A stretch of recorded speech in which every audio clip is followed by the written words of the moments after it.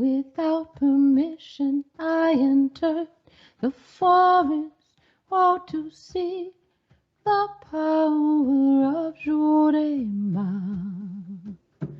Without permission I entered the forest, all to see the power of Jurnee-Rayn. Oh, Jurnee-Rayn, oh, Jurnee-Rayn, I ask permission, let the forest spirits come. Oh, Jurnee-Rayn, oh, Jurnee-Rayn, I ask permission, let the forest spirits come. Entre na mata, sem pedir licença, pra ver a força que a Jurema tem. Entre na mata, sem pedir licença, pra ver a força que a Jurema tem. Oh, Jurema, oh, Jurema, I ask permission, let the forest spirits come. Oh, Jurema, oh, Jurema, I ask permission, let the forest spirits come. I ask permission, let the forest spirits come. I ask permission, let the forest spirits come.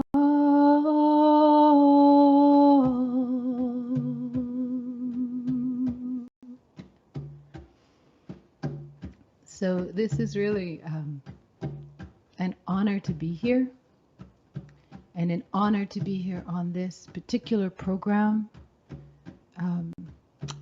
Before this talk about Greenwood and the spirits of Greenwood and the ancestors who speak. These are songs from Brazil, and they're songs for the Orishas, and the Orishas are the Afro-Brazilian spirits, are forces of nature. And Jurema is the spirit of the forest. She is uniquely from Brazil, and the spirit of the Amazon, and all of the magic of the forest. So in this day and this time of honoring Greenwood and the memory and the legacy and the Greenwood, finding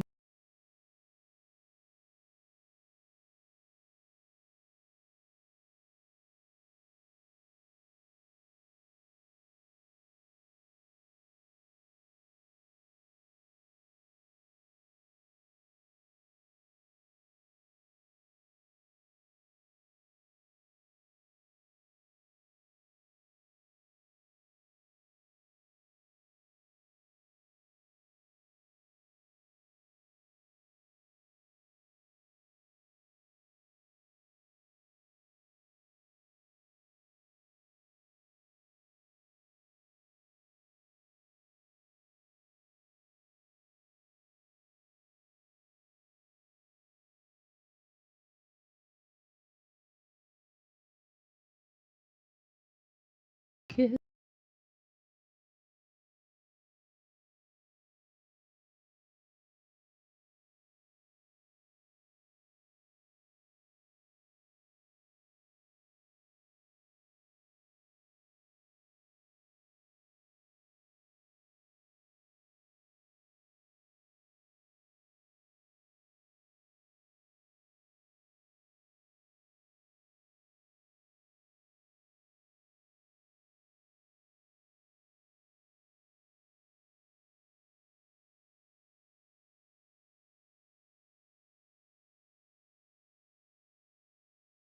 Of this altar, Jurema, Jurema, Softly her leaves are falling, Jurema, inside of this altar.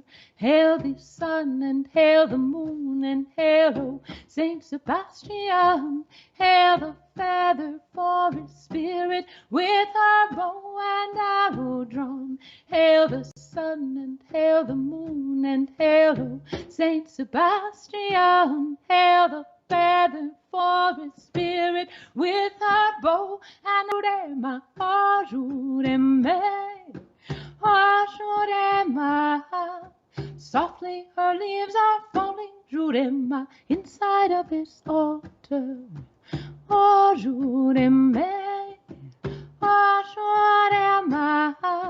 Softly her leaves are falling, Jurema, inside of this altar.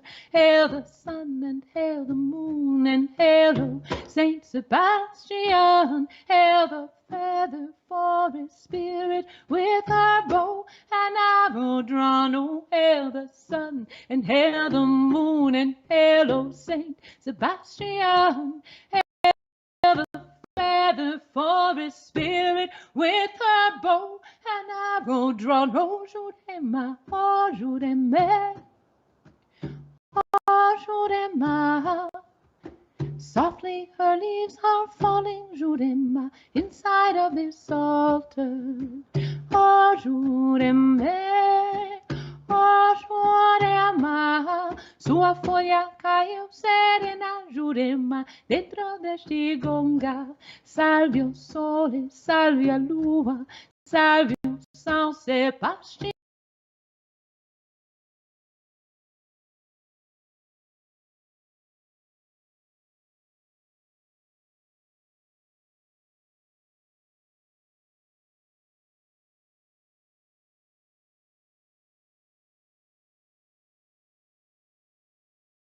And hail the moon and hail, oh, Saint Sebastian. Hail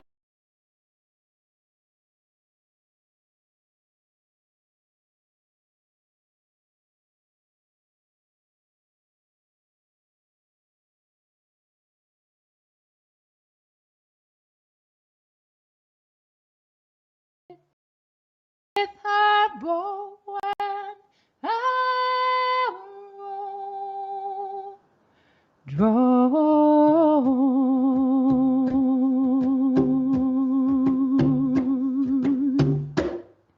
Okay, caboclo.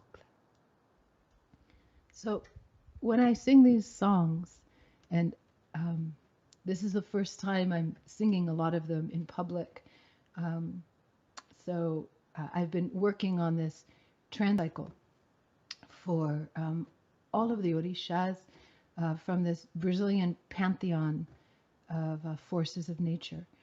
And I kind of met the Orishas maybe 12 years ago or so, and through music, really, and through these songs and being in the forest here. I'm at the Waterfall House in the Catskills in Mohawk territory, in the Mohawk Valley, and walking in the forest and singing these songs. The forest would sing back to me, and the trees and the river and the rocks and the wind and the sunshine, and it became really my devotional time in the forest. And then it, to me, they're so beautiful, and I want to share them. And so I would explain the songs in before singing them in Portuguese. And then finally I just said, gosh, I've got to start just translating them. So in this last time, I've been on a deep dive of translation of these songs so that we can sing them together, and that I can teach them, and to those who want to learn and who don't speak Portuguese, but so that they can kind of hear and receive some of the beauty and the blessing that I received singing them. And these are these kind of strong forces of nature. So when I sing to the forest, you know, I've always been taught to sing to the forest, to sing to the spirits, to feed them so that they can sing back to us and feed us. And it's a reciprocal relationship. And the more that we feed them and give life to all of creation, to the whole world and the spirits of nature, the more alive we are. And in this time of transformation and a lot of difficulty, and the reports coming out about the climate are so dire. We're at this moment in time, this tipping point, turning point, and we need all the help we can get of the forces that live inside of us and inside of the forest and the ocean and the rain. We all need to come together for life on earth. So I sing these songs saluting all the warriors. Jurema is the warrior queen of the forest. And I'm thinking of all the warriors on the front lines in Minnesota, in the forest there, stopping line 3. They're calling for water protectors, land protectors, to go there and join them. So if you are able to go and join them and stand, they're having training camps. We have to stop these pipelines, stop the black snake, stop the destruction of the earth, and learn how to feed the earth.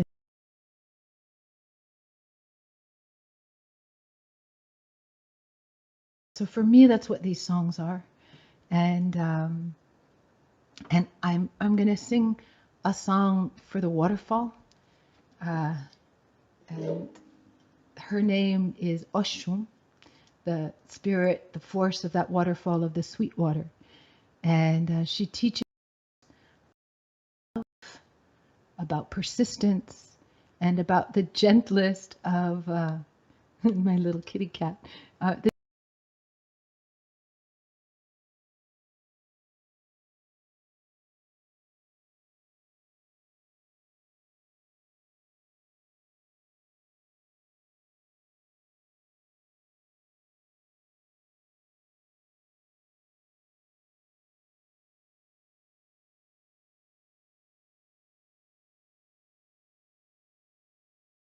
Of Greenwood and of joy, and out of the difficulties and the sadness and the sorrow and the trauma and the burden of life.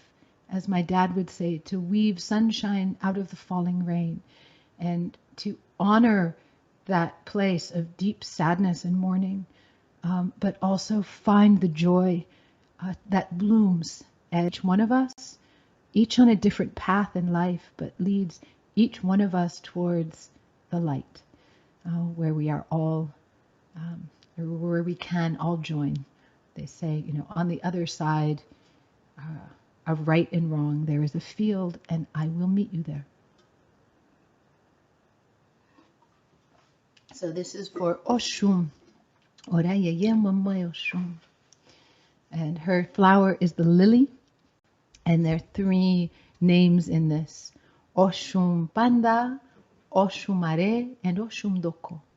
And Oshun Panda is like the young Oshun. Oshun Mare is the rainbow serpent of transformation who lives in that mist in the waterfall. And Oshun Doko is the old Oshun. So, for Oshun. The lily grows in the greenwood. From water a flower is born. The lily grows in the greenwood. From water a flower is born. Flower of Oshun Panda, Oshun Mare, and Oshun Doko. Flower of Oshun Panda, Oshun Mare, and Oshun Doko. The lily grows in the greenwood.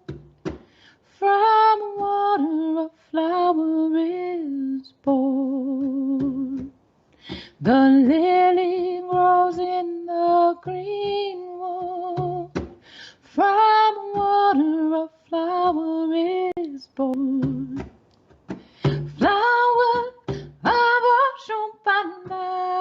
Oshum Are and Oshum Doko.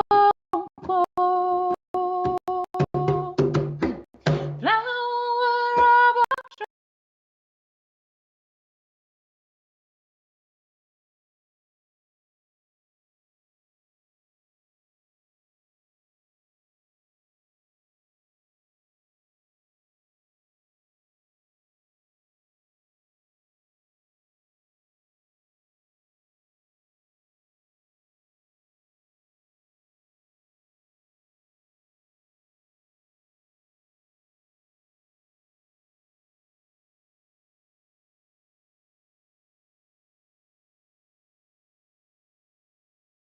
now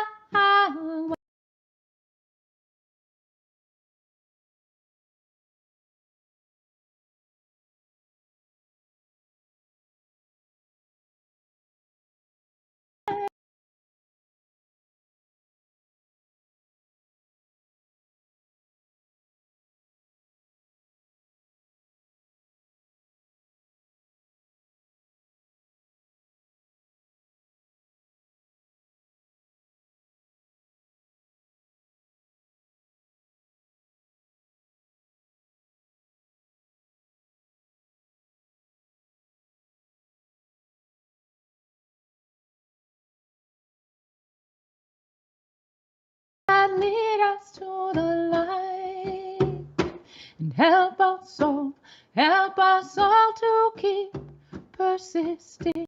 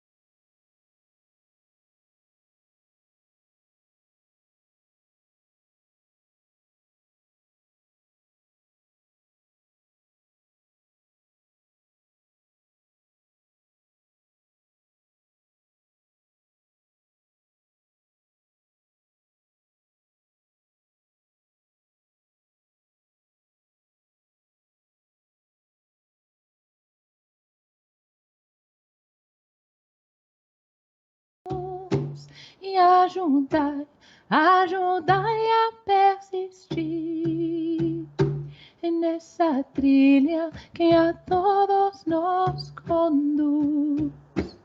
Clarify, with your transparency all along these pathways that lead us to the light.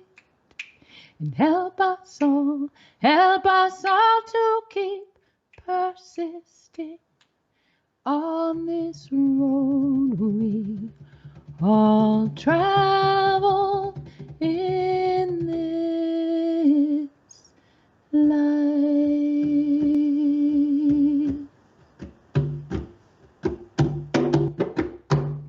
Ora, ye Mama Oshun. There's a song for the spirit of Shango. And Shango, for me in my life, being who I am, all roads lead back to Pete Seeger and to the Weavers and If I Had a Hammer. And so I've been singing If I Had a Hammer my whole life. And the original person or the spirit who carries the hammer of justice, the archetype, the Thor, the thunder god, and Shango, the warrior,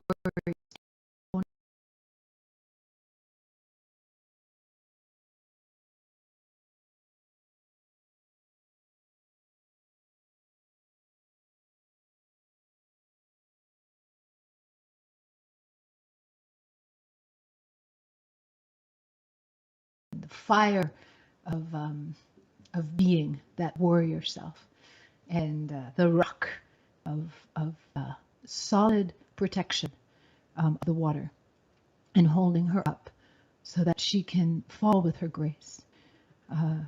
So again, I'm just honoring all the forest protectors, the water protectors, the ones in the Amazon defending the rainforest there, all of the warriors all over the world, up, all of the ones on the front lines, and all of the ones who are bringing these movements together. This is a unity prayer, and it will take all of us right now doing everything we can to make transformation on a scale that I think that we haven't even really imagined. So calling on Shango and the forces to help us walk this line of divine justice with our strength and our power, and with the voice of thunder, and with all of the ancestors behind us. Each one of us carries those voices, and we are the children, the generations, the ones here that our ancestors prayed into being and prayed for. And they say we were made for these times. So it's up to us in whatever way we can to ground down and connect in whatever way we can to our ancestors and to the ones that are coming, and find out what our responsibility is, and then fully embody that and do that. We are out of time, and everyone has their place right now. So we were made for these times. Roll up our sleeves and get to work together. Many hands make lighter work, and with the help of all of the good forces around us, we can do this. So singing for Shango from the virgin forest. Shango came through the virgin forest, oh, with his silver to save a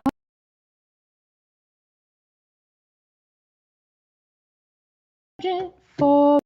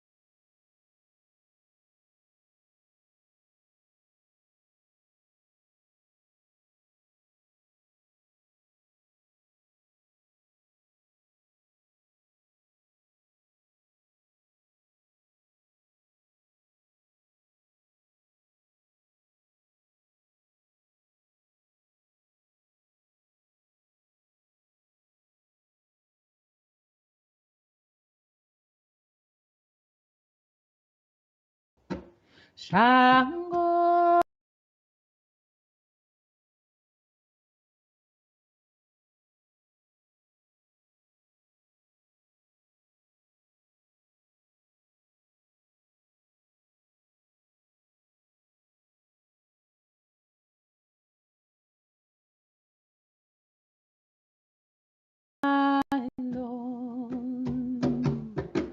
Lift us up, oh, make our stand,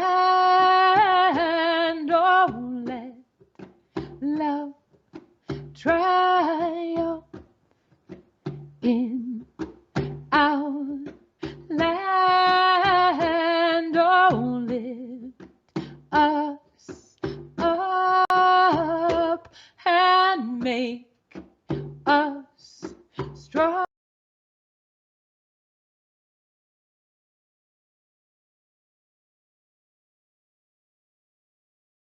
Right the wrongs, Shango,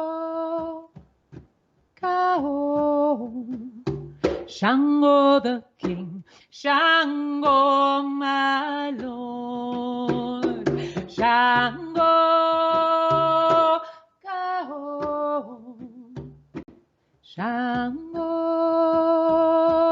Kao, Shango, Shango the king, Shango my lord. They say that Shango lives in the mountain, but that is not really the place that you will find him. They say that Shango lives in the mountain, but that is not really the place that you will find him. He lives in the waterfall, his city of light, where he and Sao Shumare and Jesus all reside. He lives in the waterfall, his city of light, where he and Sao Shumare and Jesus all reside. Shango,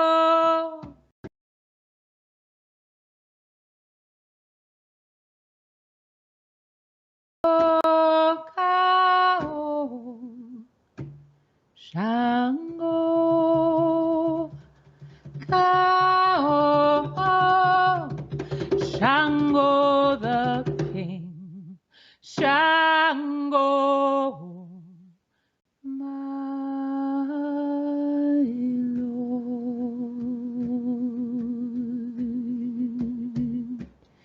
Shango Kao, Shango the king, Shango my lord. Kao cabecile, Shango. Ashe, muito ashe. So the program will continue with a discussion, and I'm going to stick around, and it's really an honor to be here with you on this Unity Week in the Mohawk Valley and across the street. Just to add what's happening, I'm working with something called the Waterfall Unity Alliance and helping to open the doorway of community-supported land reparations, and to help open the door for Mohawk leaders to return to this land. And we're building under the leadership of Roger Ganaletio Jock from Akwesasne, which is the Mohawk Reserve, the Ganyankahaga Reserve, about 4 hours north of here, a traditional longhouse. And right now, with cedar poles, it's just the frame. It's the western gate and the eastern gate have been completed. And this year, we're going to join the two sides and put a skin of bark covering on it. So this is the prayer of return. And in this time when, they're unearthing remains of Native children who were taken from their families and put into these boarding schools in Canada and the United States. And they died there, and they were abused, and they, just destroyed a whole generation, several generations of children who were stolen from their families to, quote, civilize them, to kill the Indian and save the man. And so we're at the beginning of facing many truths right now of our history and our path and our past. And the only way to heal is to be able to sit with the truth, and the truth of what was done, and the truth of what happened, the original sin of genocide and slavery on these lands, this Turtle Island. So it's not too late. Like the song says, lift us up and give us courage to right the wrongs. We are all here now to make things right. This is not a story of past, just like Greenwood is not just a story of the past. It is here, it is today, and people are still living in that legacy. And so it is crucial right now in this time of possibility, healing, and transformation to understand what happened, to know that history, to mourn that history, and then to find our way forward of transformation, joy, and these beautiful flowers that can sprout and bloom even from the mud. So I hope you stay with us for this conversation, as we are all related, and all of these issues of justice and living, where we're struggling right now with how to live and be in this world, and how to create a new time, how to create a new story and really walk it, not just to speak it, but to make it. So like I said, roll up your sleeves, get chosen, do that, be that, and I will see you there, out there, singing in the forest. Thank you so much. While most of us dream of recreating a cleaner, greener and more beautiful world, the financial system has very different priorities. It relies on infinite exploitation to feed a dream of endless growth. In reality though, our lives depend on one planet with finite resources, and with that planet in the midst of a climate crisis. This disconnect between our financial system and our ecosystem is one we can no longer afford. Seeds offers a solution. A movement that allows us to share financial success, distribute value fairly, and move towards the common vision of a thriving civilization. Seeds gives humanity the tools to reimagine what money can be and do. A financial ecosystem designed to regenerate our planet and all who depend on it. Seeds, all uppercase, is the ecosystem's name, and Seeds, with a capital S, is its currency, one that's already rewarding the people and organizations creating a healthier, more equal and abundant world. Seeds uses cutting-edge technology aimed at creating a more healthy and stable economy. And there are no fees for using it. In fact, the more you exchange, the more value you help create. Value that Seeds reinvests in the planet via grants to community projects, regenerative businesses, and movements. Better still, as the value of Seeds grows, it flows to all members of the Seeds ecosystem, not based on wealth, but on how much they contribute to healing the planet and shaping Seeds itself. That's right, Seeds is a true democracy that lets us all own the change we want to see in the world.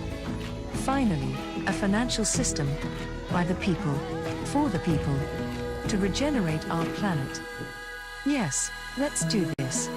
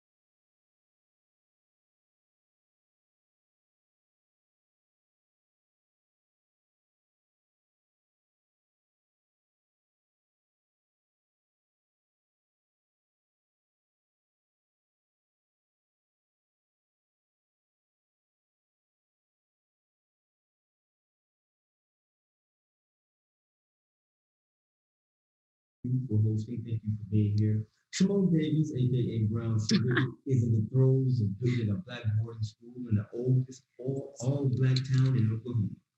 That town is called Tallahassee, and Cymone also happens to be the city manager there.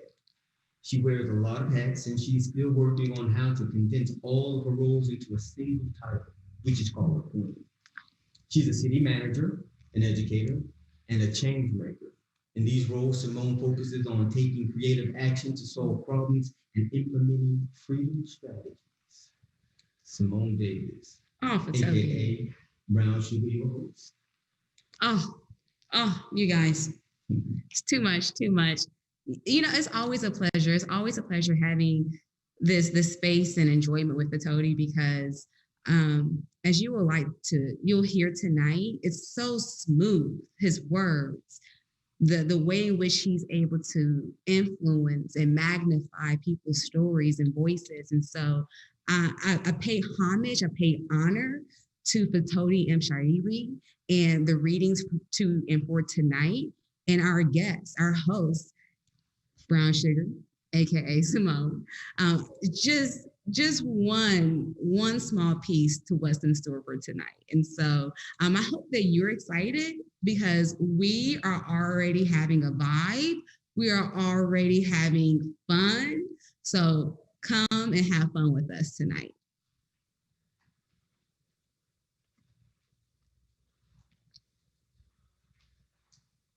Now, Cymone, who will be the first reader tonight? Who's coming up tonight? Who was speaking? I think we should bring up Quraysh Ali Lansana, my mentor. I want to hear my mentor speak. Can we hear my mentor speak first? And in the meantime, let me read the bio. Quraysh Ali Lansana is a poet, educator, historian, and author of 20 books of poetry, nonfiction, and children's literature. Lansana is currently a Tulsa Artist Fellow and serves as director of the Center for Truth, Racial Healing, and Transformation at Oklahoma State University at Tulsa, where he is also writer-in-residence for the Center of Poets and Writers and adjunct professor in Africana Studies and English. Lansana is creator and executive producer of KOSU NPR's Focus Black Oklahoma monthly radio program. A former faculty member of both the writing program of the School of Art Institute of Chicago and the drama division of the Juilliard School, Lansana served as the director of the Gwendolyn Brooks Center for Black Literature and Creative Writing at Chicago State University from 2002 to 2012, and was associate professor of English creative writing there until 2014. His work, Our Difficult Sunlight, The Guide to Poetry, Literacy, and Social Justice in the Classroom and Community, was published in March 2011 by the Teachers and Writers Collaboration and was a 2012 NAACP Image Award nominee. Okay, I see you, mentor. Nice. His most recent books include Opal's Greenwood Oasis, is right back there. If I had time, I'd go get it. It's on my shelf. It should be on your shelf. It also, Opal's Greenwood Oasis, The Skin of Dreams. That's also on my shelf. New and Collected Poems, 1995 through 2018. The Whiskey of Our Discontent. Gwendolyn Brooks as Conscious and Change Agent, Haymarket Books, 2017. And the Breakbeat Poets. Y'all need to get that one. Get all of them, but you need to check that one out. The Breakbeat Poets, New American Poetry in the Age of Hip Hop, Haymarket Books, 2015.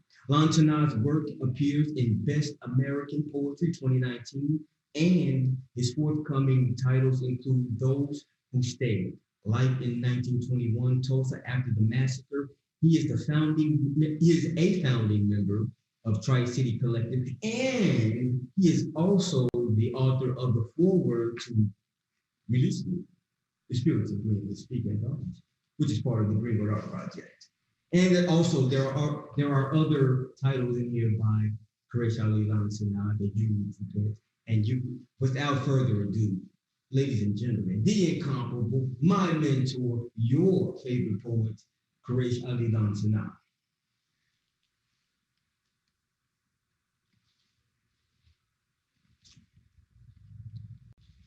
Still muted, you're still working that out. Yes.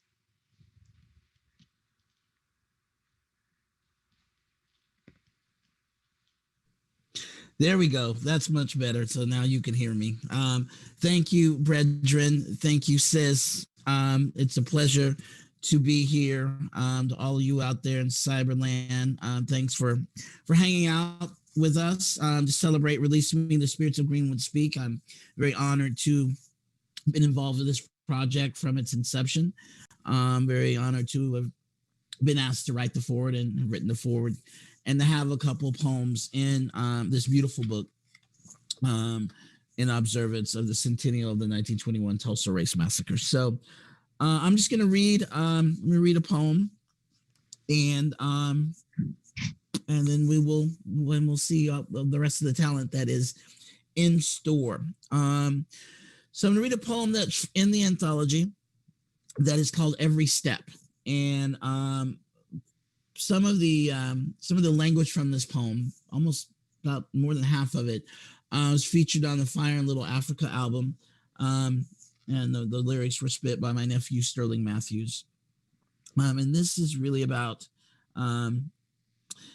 during after the massacre, Black folks were interred in 3 camps for up to 6 days, but to think about being walking down the street, down Archer, and passing your prosperity, your life's work, your fortunes, your store, your businesses, your churches, your homes, in rubble.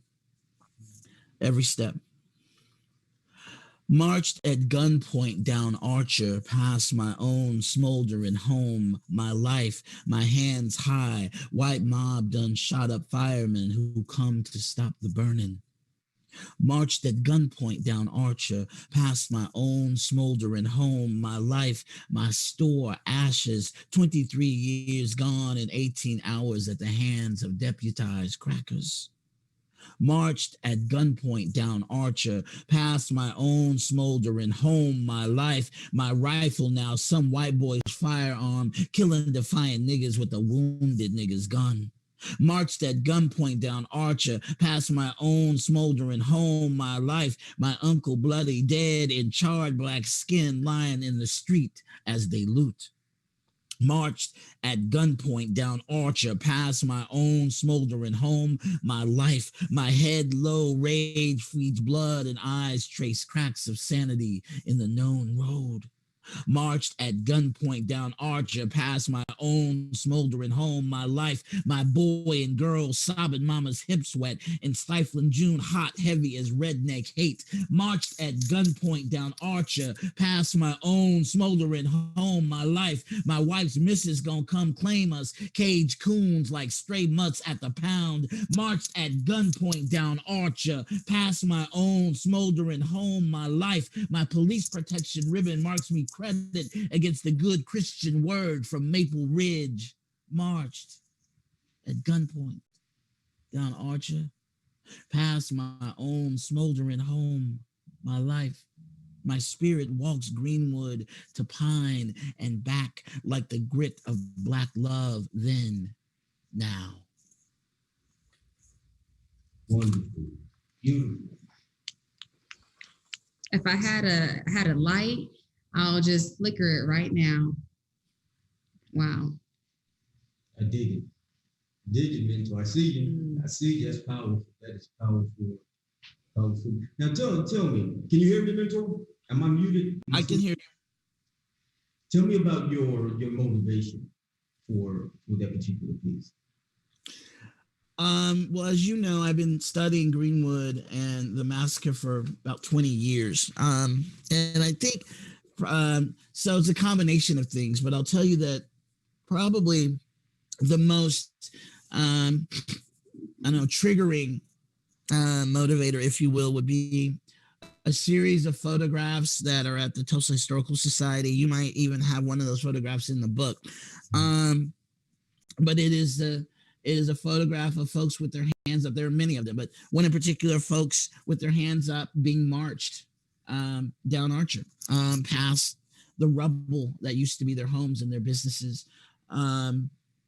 And again, just to imagine from that photograph or those photographs, and from this history, what that experience must have been like. To can imagine, right? To after, and those are the folks who lived, or the folks who didn't flee, right? That that you would be marched to one of three internment camps. Families were separated. Men and women, husbands and wives, sons and brothers and sisters were separated in these camps for up to 6 days. And this isn't like a summer camp. This is like prison. It's an internment camp.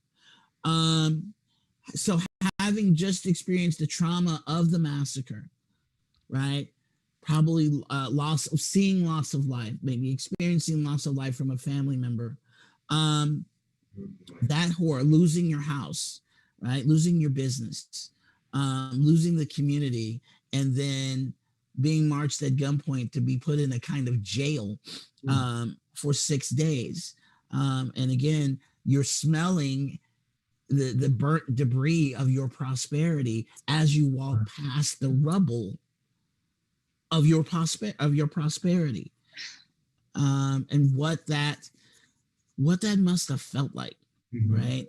And so I gave the title of the poem "Every Step" because to me it's like every step away from Greenwood, every physical step toward that internment camp or those internment camps was work, was labor, was trauma, was pain. And so that's why I have the anaphora, the repetition in every stanza to sort of replicate that, the monotony of that walk, right? Brilliant. That's brilliant. Because I can only imagine, as you were saying before, the smells. Imagine smelling your loved ones burnt carcasses and your dreams up in smoke. Yeah. There's no way to even fathom that. There's no way to even imagine the psychological hold that would have on you at that moment and from far beyond the generational trauma. As you said, every step you're seeing, those are your neighbors, those are your family, those are your friends. That's your dream lying in that rubble right there. It is amazing. That's a beautiful work to capture that sentiment, those sentiments, that moment. You are appreciated. Definitely appreciated. I think for me, it was the moment of seeing your prosperity burn and having to walk past day by day the wealth that has been accumulated, and knowing that I have the talent, I have the power, I have the capacity, the will to rebuild or to do what I have to for my community. But the fact that gunpoint and I'm having to walk past it day by day. And so it's very triggering. Mm-hmm. It's very triggering. And to think that we, again, a century later, the trauma that we're still having to infuse day by day in our communities as we walk past the prosperity in which it's continued to be burned. Right. Yeah, it's well said. No, that's very well said. So for those of you who are just joining in, wow, it's been powerful already, okay? Snaps in the atmosphere. So let's kind of regroup. My name is Cymone, AKA Brown Sugar, and I'm your host tonight. And I actually want to reintroduce and to take a moment of pause and let everyone know why we're here. And it's the Release Me, the Spirits of Greenwood Speak. And we're taking time to reflect. We're situated in Tulsa, Oklahoma right now. And this is an epicenter of so much happening in America, in our society, and even internationally. And so welcome tonight. We're honored to be here and part of the same and share space. I'm sitting here to the left of me is Phetote Mshairi, who is the editor of Release Me, the Spirits of Greenwood Speak. And Phetote carries so many hats. A few. Okay, so let me break down them hats for our listeners. So Phetote is a poet, publisher, and an advocate for the power of love, words, wisdom, and the evolution of the individual for the benefit of the collective. Poetry is his lifelong passion. Phetote is the owner, publisher of the New Greenwood LLC, a Tulsa Artist Fellowship Fellow, and a Greenwood Art Project artist. He is the editor, the editor, the editor. Okay, that's why we're here tonight, because he is the editor of Release Me, the Spirits of Greenwood Speak anthology. He's an event curator, performing artist, activist, poet slam champion. Okay. Award-winning actor, author, copywriter, songwriter, host, and keynote speaker from Tulsa, Oklahoma. He earned his bachelor's of business administration from Langston University. He is educated, y'all. Okay, educated. He is a member of Alpha Phi Alpha Fraternity Incorporated, which actually is a fraternity to my sister, the sorority Alpha Kappa Alpha sorority. And so there's many similarities we have in the building right now. He mentors young people as a member of 100 Black Men of Tulsa.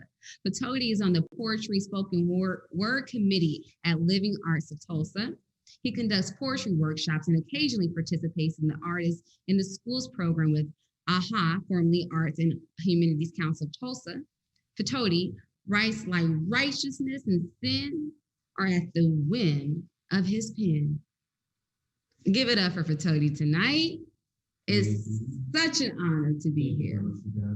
It's an honor to be in your presence. It's an honor to be introduced by you. Stop it. Stop it.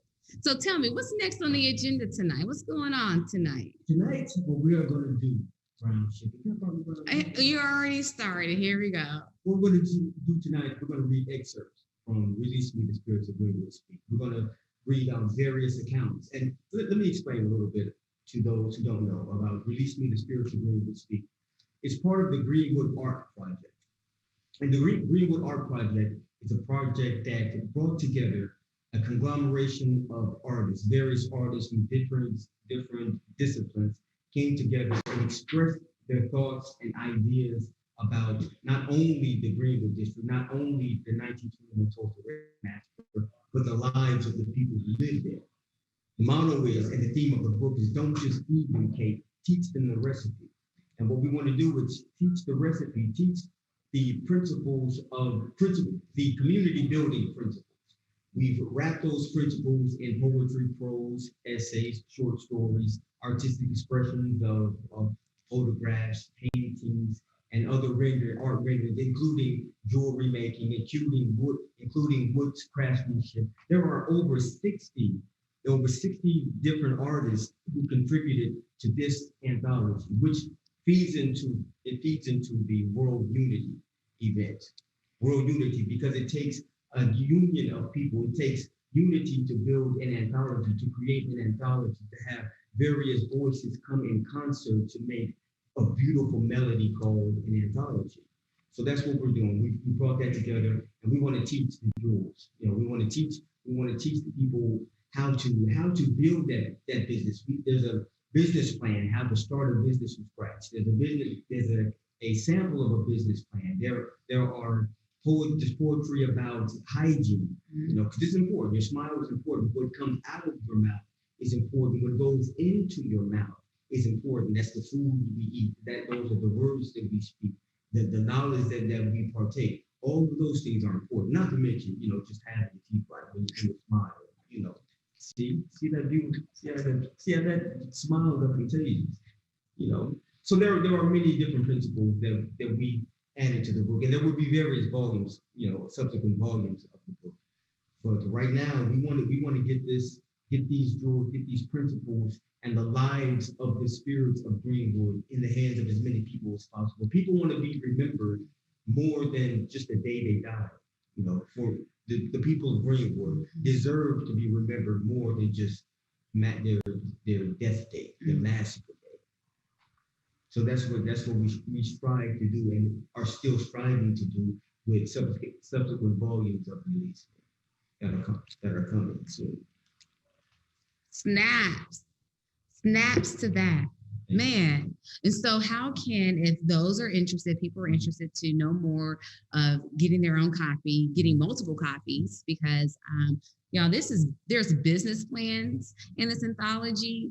I mean, like, he has set the game on point, okay, for our community, for communities around the world, and especially in honor of World Unity Week. Mm-hmm. This is knowledge for the soul, for the seed that in which we wanted to plant around the world globally.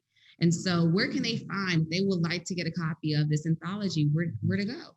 You can go to www.newgreenwoodllc.com. That's www.newgreenwoodllc.com. Just click the link, click the books and shop link, and buy as many as you want. Everyone in your family needs this information. You cannot leave out anyone in your family. How can you tell your loved ones that you really love them if you don't get them this anthology? I mean, it just doesn't make sense. Oh, wow. That is hilarious. I love it, but so timely and so true. Okay. Can we get an amen in the choir? Okay. So as we are moving next to the spotlight, what's coming next? Who's speaking? Is it Phetote? Do we have a new voice in the building that we're about to introduce pretty soon? Is Jurnee coming through? Is the rain down on me? Okay. So I think it's time that we need to introduce Miss Rayn. Is it time? So Miss Jurnee-Rayn? Are you kicking me off? Are you telling me how to... I don't know. Or do you want to stay, or do we want to go with Miss Rayn? Yeah, I'm glad. Okay, well, let's shower down with the rain. Okay, let's go. So Miss Jurnee-Rayn is about to come onto the stage, y'all, and I'm so excited to introduce her. She is my new sister friend, honey. My new sister friend. So Miss Jurnee-Rayn actually hails from Los Angeles, California. She is gracing her presence here in Tulsa, Oklahoma for a short amount of time, but we are greatly appreciative of her presence here so far. And so Miss Jurnee-Rayn is a poet and creative who believes the world is her stage. Snaps to that. She enjoys bringing ideas to life in dance, creative writing, and mentoring. Miss Jurnee-Rayn enjoys spaces and time where she can reflect on God's ever-loving hand in her life while absorbing history that contributes to her knowledge and awareness from whence she came and where she is going. She gracefully experiences personal peace in her life. Miss Jurnee-Rayn thrives for connection with positive and like-minded souls. And so, as we're here tonight with her beautiful soul, I'm excited to introduce Miss Jurnee-Rayn to the platform. Yes, it's nice to meet you. Thank you for that awesome introduction. You want to know something funny? I snapped, but you can't hear nothing. Yeah, you, let me do the snapping for you. Please do. Please. I got you here. We're all snapping, y'all. We're snapping. Messages are not my forte at all. No, like it's kind of like the offbeat. Like you just can't. Oh, okay. Okay, you got the rhythm and soul now. Oh, okay. I am so excited for that. Listen, I'll do the snap, you do the soul, and the rhythm and the dance. We got it. Oh my goodness, yes. How are you tonight? How are you feeling? Good. Feeling good. I'm in air conditioning. Can we get an amen? No, but the spirit right now, the vibe is moving through here. Everybody is vibing, having nice conversations. It's a great evening. Yes. It is an awesome evening. I'm really enjoying my time here in Tulsa. And tell us, what brings you to Tulsa, Oklahoma? I'm just doing a little bit of research. Yep. Yeah, just a little bit of research. Is it like the soul research, the soul like down in the belly? I definitely can tap it into a personal movement. It definitely is a personal movement. Continue growth within myself. Well, I definitely believe you being here tonight is all part of that continued growth. You better believe it. You better believe it. As you mentioned, yes, I too am a poet. No books, just a lot of private writings, of course, for now.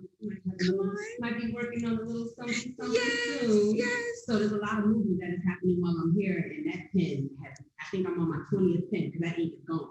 That ink is gone. So oh wow. What I can continue to build from here. Well, I already know that it's powerful. Yes. In the space that has been created to even be here tonight. Yes, and definitely some space with 4 poems in this releasing book. Yes. I bought the book, y'all. I even have it inscribed here personally, personally written in to me. Yes, you guys can have the same. Yes. Definitely supporting my brother here. Definitely. Get an autographed copy, y'all. Yes, so definitely. But I want to move on and go ahead and. Yeah, so what are we doing tonight? This 4 poems that I picked out. Ooh. I looked through the book, I read a lot of them. And these I'm going to go ahead and share today. Is going to give you a little glimpse into Release Me, the spirit that we're moving through, some of the people that contributed to this anthology. And it's going to make you want to go ahead, get that credit card out right now. Go ahead and share, like Phetote said, for yourself, for your family. You have to get it out there. You have to. There's so much uplifting information here. So much uplifting information. And for your own personal growth if needed, which we all always do. So. Yes, I agree. So I'm really excited to like kick it off and to hear the first and maybe introduce the poem, who wrote it and kick it off. Okay. So the floor is yours, honey. The floor is yours. All right, thank you. So I can say I personally have not met the creators of these poems. However, I look forward to it because what they wrote here is dynamic. It talks to me personally, so that's what I'm going to share with you. And yeah, let me just go ahead and get started with the first one here. This first one that I decided to pick up on is by Alicia Latimer, and it's called I Ran Into God One Day. That right there piqued my interest. That piqued my interest right away. So here we go. I ran into God one day by Alicia Latimer. I ran into God one day, and we hadn't talked in so long that I didn't recognize her. She didn't look quite the way I had envisioned or remembered him. In fact, they were clear, see-through, barely visible to the naked eye, and yet easy to recognize. I really did run into God the other day. I mean, what I did was to run through him, like when you walk into a spidery web and each tendril compresses your face and your soul. The sensation is startling, so unexpected and unreal, surprise, and unusual. You gently pull at yourself, brush at your skin, close your eyes. My first inclination, to run away from all that God mattered, because in the end, you recall that you've been hurt before, and what's more, have made a silent vow to never be spiritually wounded again. So, when I ran into God, I got a clear vision of their face, and it was the most astounding, beautiful experience. I breathed in deeply to inhale his perfume. And the three of them spoke in unison, sounding all at once like the rushing wind and raindrops and a ukulele and a violin and a drum, of African drum and a train whistle. And the low melodic hum and the deep abiding silence. You see, I ran into God one day and I've never gone back out again. I'm still at that place with God before my face and in my eyes. And if you stop and look closely and feel deeply, you realize that you run into God yourself. Surprise. That poem right there speaks volumes to me. I personally can understand the movement. I understand what the author is speaking to. I had to share it with you in the way that I received it. I hope you enjoy it.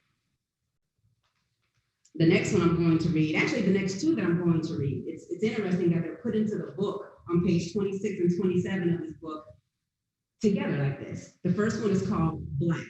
It's by Imani Carter. And it's actually spelled B-L-A-K, however, the L is in brackets. And then the next poem right after that I'm going to read, also by Imani Carter, is called Woman, hence Black Woman. Hello. So let me start with the first one, Black, by Imani Carter. I want to go back to my roots. I got too many cavities from the sugar coats of America. Give me the red, yellow, blacks, and green. Play the rhythm of the drum that my ancestors once played. I want to go back to my roots. Deep, D-O-W-N, where the seeds were planted and forgotten, where my people fell through the cracks of separation. Take us back, Black.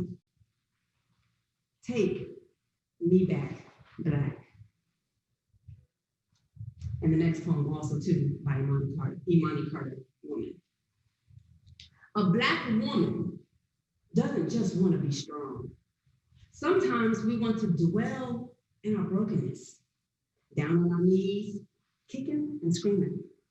Sometimes a Black woman wants to cry until she can no longer see her pain. Sometimes we just want to wear our hearts on our sleeves and bear our souls to the world, not caring one bit what anybody has to say. Sometimes a Black woman wants to be loud because she's mad as hell. And what's it to you? Let me be a woman, a human. Let me sob when he breaks my heart and I can't endure the pain. Let me holler at the top of my lungs when he kills my son just as I was calling the name. What's the problem? Does my vulnerability make you uncomfortable? Am I supposed to be modest and humble? I will show all of my colors, every ambiguous shade. I will never allow you to suppress my Black or let my Black femininity fade. Hope you all enjoyed that one. That's on 26 and 27, some of my favorites. And then the last one I have for you is called Ebony Oasis. This one is by Real Divine Justice. This one's on page 16. They say, the darker the berry, the sweeter the juice. Well, let me tell you something. You're sparking up the fuse. Let me tell you of a place you may not know that you would absolutely love and fit in there. Just relax, close your eyes, and put your mind at ease. When I'm done telling you about it, you'll think I'm a tease. Before I take you there, I need you to do one thing. Breathe. This is not something you take lightly. This I bequeath. Picture an Atlantis, all shades of beautiful Black souls, where you can be yourself because we are in control. Finally, a world full of peace, love, and serenity. And guess what? You wouldn't believe me, but true equality. And of course, a beautiful, sweet scenery. Living a life of luxury, not a worry in the world. Everyone helping each other, can you see? Let me not go too far. You'll have to see it for yourself. I'll leave you wondering so you can find it like everyone else. Thank you. Wow. Yes. Those are the ones that speak to me. I love these. I'll snap for you. Yes. I'm snapping for you, honey. Snapping for you. Yes. I mean, can we go back to the black of the berry, or the dark of the berry, the sweet of the juice? Yes. Okay. Definitely. That would be Real Divine Justice on page 16, Ebony Oasis. I had to snap for myself. Look, the black of the berry, the sweeter the juice. Okay. Okay. Sun. That's what the Tulsa sun is all about. Okay. Come out here. You thought you got all the sun on the West Coast in LA. Nah, you get that heat and humidity. Come on now. Yes, I will take it. Beautiful people, beautiful sun. Oh my goodness, yes. Man, such a pleasure. So Miss Jurnee-Rayn again. Yeah. Wow. So tell me, what made you choose those particular poems? They literally spoke to me. I went through a few other poems I can't think of off the top of my head right now, nor do I know the page. But as I was reading it and trying to get into the mode, into the mood of everything, it wasn't talking to me. Those four particularly, especially I'm a woman of faith, a woman of God, so that person really spoke to me, especially with myself going through my own spiritual journeys through life. Mm-hmm. So that one definitely I could totally relate to. Black woman naturally, I'm a Black woman. And I'm definitely learning and getting more into who I am as a Black woman and as a Black woman. And you know, I think right now, and especially in this season, honey, the emotions that come out being a Black woman, ain't nothing like it. It's like a word for it. Powerful is not even strong enough. Not even strong enough a word. Come on now, even your body language is like, it's too much. Black women, we just, oh. Yes, let's celebrate. Yes, so much to celebrate. Celebrate. So much to move through. So much. Yes. So much to share, to mentor, to bring in. Come on. Yes, all of that. And I am loving it. Yes, I have to say, surprise, brown sugar tonight. I am on my 30. I'm about to turn 31 soon. And you, honey, come on now.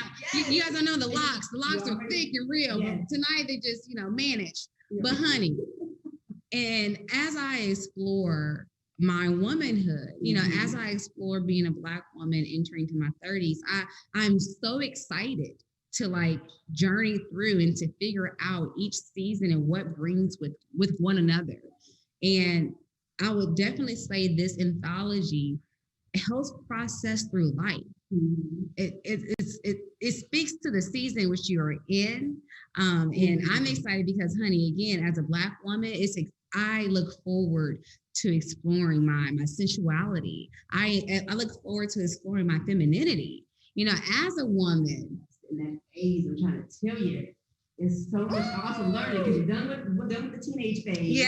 Yeah. You know how they say the 20 is just an extension of that teenage phase. So by the time you hit 30, honey, I told you when I had my locks. Couldn't tell you. Okay. Yeah. We flipping hair. Yeah, right. Yeah. When I had it. We flipping necks. Yes. Oh man. And so, tell me about tonight and actually your connection with Phetote. And so I'm looking forward for the world to know how divine interactions and connections happen just at the spur of the moment. Just being in the right place at the right time can literally just transform your life. And so I'm looking forward to share the story of Phetote and Jurnee. I definitely can. It's one of those situations where you're connected to somebody, regardless of what type of there's relationships and there's so many dynamics to the different types of relationships. And when you just meet somebody, whether it's in a grocery store, in the line in wherever you are, you just feel it. And that's what happened. So the week before Memorial Weekend, Phetote, I was getting ready to leave from the Greenwood district, and we were both at the same table. I was just looking at some shirts, browsing, being a tourist, checking out some stuff. And he was there, and then hello, naturally. And then he told me that he was doing this release party, which unfortunately, and I told him sorry, I could not make it to. But but he introduced himself, and of course he was promoting his book. Fast forward about 3 weeks, which is just maybe a couple of days ago, literally ran into Phetote again. Literally ran into him in the same district and said, "Hey, remember me?" And we've been friends ever since. So we've been best buds, BFFs, for maybe about 4 or 5 days. And I bought the book, wanted to support. I love poetry also, so definitely, and that's why I had it yes, to me. And he said, "Hey, I'm doing this event. Would you like to read a poem?"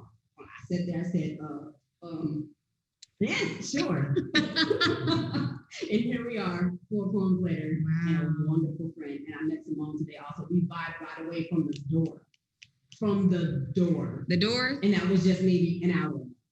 So yes, definitely. Lives are changed when you're in sync. Yes. You know, when you're in one with the universe, with what God manifests into this world. So if you ever feel out of whack, out of alignment, check in with yourself. I think that it's so timely for self-care. You know, we're talking about World Unity Week right now. Mm-hmm. And how are we all connected? We're just connected all today. This literally. Yeah, full circle. Definitely. Full circle moment. And so I'm looking forward to let's keep this party going. You know, what's next? You got the host, you got AKA Round Sugar in the building tonight. Let me tell you, Phetote's coming back up. I sat down with him just in these last couple of days for a couple of hours. And I told him, I said, look, there's a pink post-it note here. Do a poem real quick and use the word pink. Don't you know he did it? So you guys are in for a treat. He can come off the top of his head, he can come from his book, and he can come from stuff that he's been doing probably since before he was born. You guys are in for a treat. Yes, snaps to that. And so let's bring back Phetote Mshairi with some free. Are we doing some freestyle? We'll say the freestyle for another day. Exactly. He can't prepare. And I get the book, and I'm glad you got a few excerpts of what's really going on in here. Yes. Thank you so much, Miss Jurnee-Rayn. Let's give it up for Miss Rayn in the building. Rayn in the building, okay? Honey, I feel like Kirk Franklin. Rain down on me. I don't know the rest. And as you can tell, there's not a tune. I am not Miss Bethany Yarrow. Shout out to Miss Bethany in the building. But I do not carry a tune like some do. What, Phetote? What's on your mind? I'm speechless. There's so much connection, so much beauty, so much. When I say beauty, I mean the beauty in the words, in the fellowship, in the unity of just meeting people. You never know who you will meet while you're living your purpose, on purpose. Come on, give me stop. This is not church. I'm just saying it's always spiritual. Ooh. That a spiritual connection when you're, as I said before, when you're living your purpose on purpose, when you are where you're supposed to be, you're going to meet different people along the way who may have different points of view, and also be identical, if that makes sense. Ooh, can you preach on it? Talk about that a little bit more. Break that down for our listeners. Let's break it down to say $100 bill. Oh, money. I love me some. Right. We're in a capitalistic society right now. We can talk about seeds in a minute, but we're talking about, for this particular example, a $100 bill is a $100 bill, but there's two sides of that same bill, and both. One would not be the same without the other. There will still be value if you just only looked at one side of it. There will still be value, but what makes it a whole, what makes it what it is, everything that it could be, it should be, are the various sides. And when you meet different people, twin flames, when you meet soulmates, soulmates don't necessarily have to be in a relationship. It can just be friends that are closer than kin, people who just really get you. At least in that moment in your life. And that's so special. And it's valuable to run into people, and to not just run into people that way, but to recognize it when it happens. That's the beauty, that's growth. When you can actually recognize it when it happens and embrace it. And that's what happened when I met you. I met you what was that, 2018? And I remember what we did. 2019, 2020. It was before the pandemic. It was that 20. Yes. Mm-hmm. Basil. It was actually Basil. Basil knows everyone. If you don't know Basil Childers, get to know Basil Childers. He changed my life literally multiple times. And so, it was at a bar at Lefties. And I think you two were having a conversation. And I've been on this journey to build a Black boarding school. And so that's why I ended up in Oklahoma at that time. But you're so right. It was just happenstance to bring us to this moment right now, which we are today. I appreciate it. And I'm telling you, Jurnee-Rayn, I see you. She was holding back. Hold on. We were rehearsing, right? I digress a little bit. We were rehearsing, right? And she was, should I do it like this? Should I do it? And then she gets up and just dynamic. I'm like, okay, all right. I see that. I dig that. Where would you like to steer this? Ooh, okay. So what I would like to do, are there any excerpts in which you're reading tonight? And how many excerpts are you reading? I don't know. As I'm reading and I'm looking at it, the list keeps going. I'm going to try to keep it under 20. Okay, so we're going to keep it under 20. And I think the way in which you want to flow tonight, I want you to definitely introduce whatever which you're going to start with. Mm-hmm. Break it down. Like, let's kind of hear the background, the story behind the excerpts. Okay. I mean, this is a global production, and we have people who may not know anything about Tulsa, Oklahoma, who may not know what happened here 100 years ago. And so always timely to give context, to hold reverence for our ancestors. And so I want to do it right. Okay. You know, I want to do our people right tonight, you know? And so you are all dressed in your finest. Okay? Listen. So definitely let's kick it off. Let's, start with the first one and segue and whatever the spirit moves, let's go with you. I will do that. Now, the first piece I'm going to write is an excerpt that actually inspired the whole anthology. When there was a call to artists for the Greenwood Art Project, there was a call to artists to be a part of the project, and the project was to gather artists of various disciplines and to create work that spoke to the 1921 Tulsa race massacre, as well as the history of Greenwood. Now, while we were getting instructions on the application process, afterwards there was a discussion about Greenwood, about the Black Wall Street. And, at those are very poignant, very, very poignant conversations. And it got pretty heated. And I started thinking, what about the lives? What about the people who actually lived? What about their lives? I'm sure they want to be remembered other than just the day they died. And this first excerpt is what came to mind. Apparitions roam the Greenwood district, yearning to be free of the day they died. Shackles of despair prove fatalistic. It's more than a tomb, the spectre cries. Greenwood's the body, Black Wall Street's the soul. Why focus on losses? Winning's the goal. 'Tis more than a tomb where Greenwood resides. Harping on doom seems sad and sadistic. Forsake not heirlooms of triumphs and pride. Love heals the wound, vile hatred inflicted. Greenwood's the body, Black Wall Street's the soul. Dwell not on past losses, winning the goal.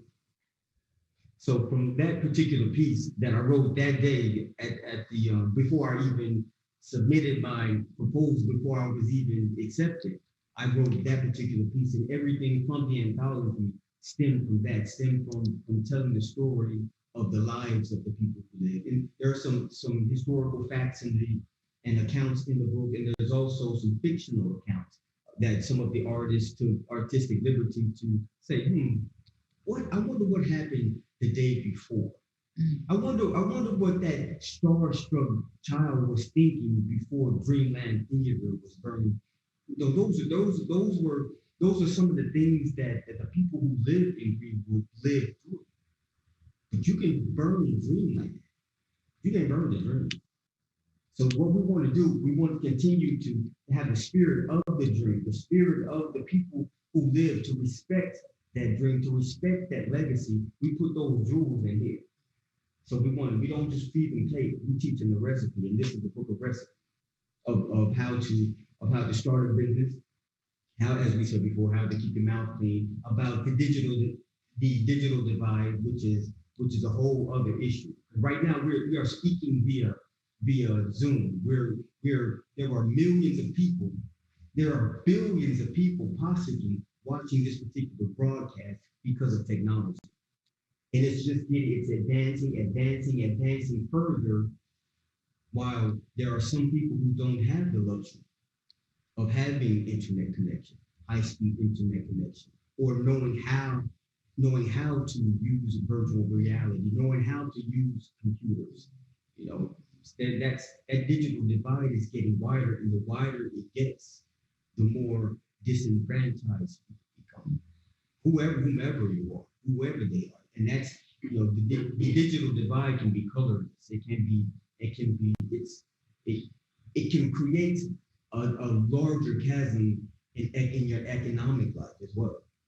Because if you don't know how to use a computer, it's hard to find good jobs in these days. You can find a good job, but careers, owning your own business, you have to step into technology, we are in the digital age. We are not, you know what?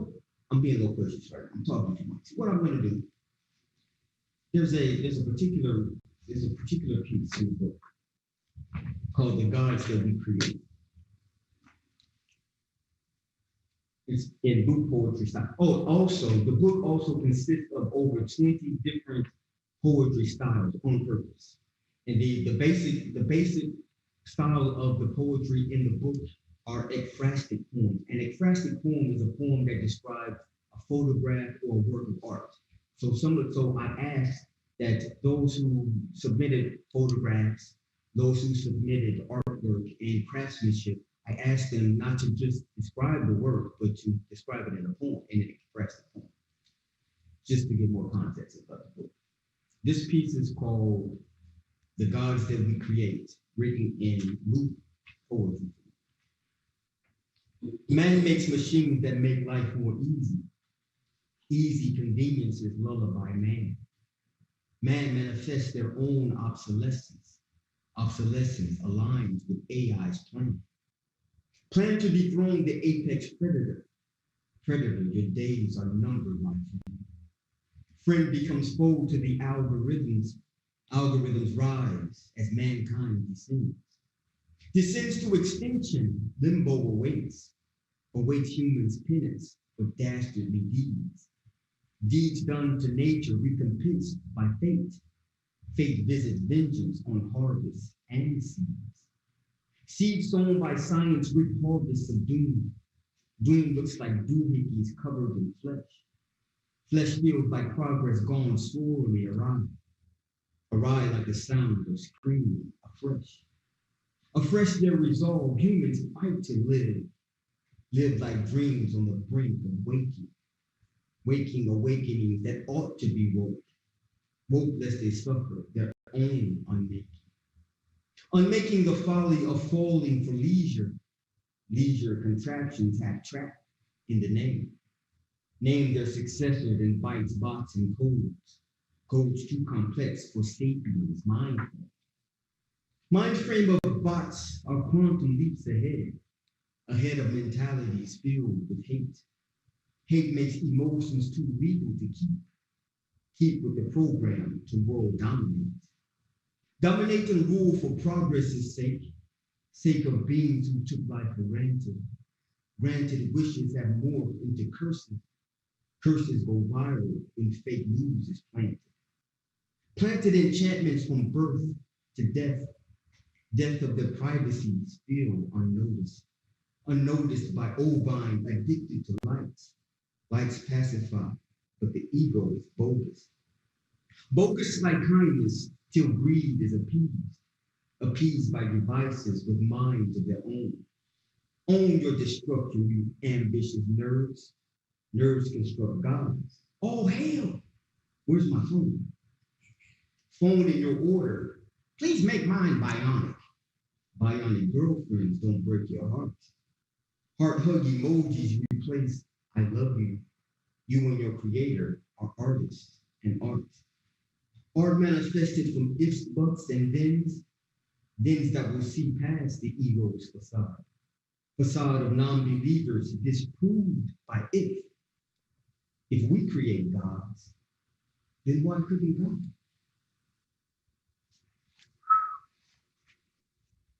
And we do. we create things that we worship. We create things that we place more importance on than lives itself. And then have the nerve to be atheists and say that there is no God. We create machines that replicate themselves, but we don't believe that we could have been created to replicate, to love, to be, to unify.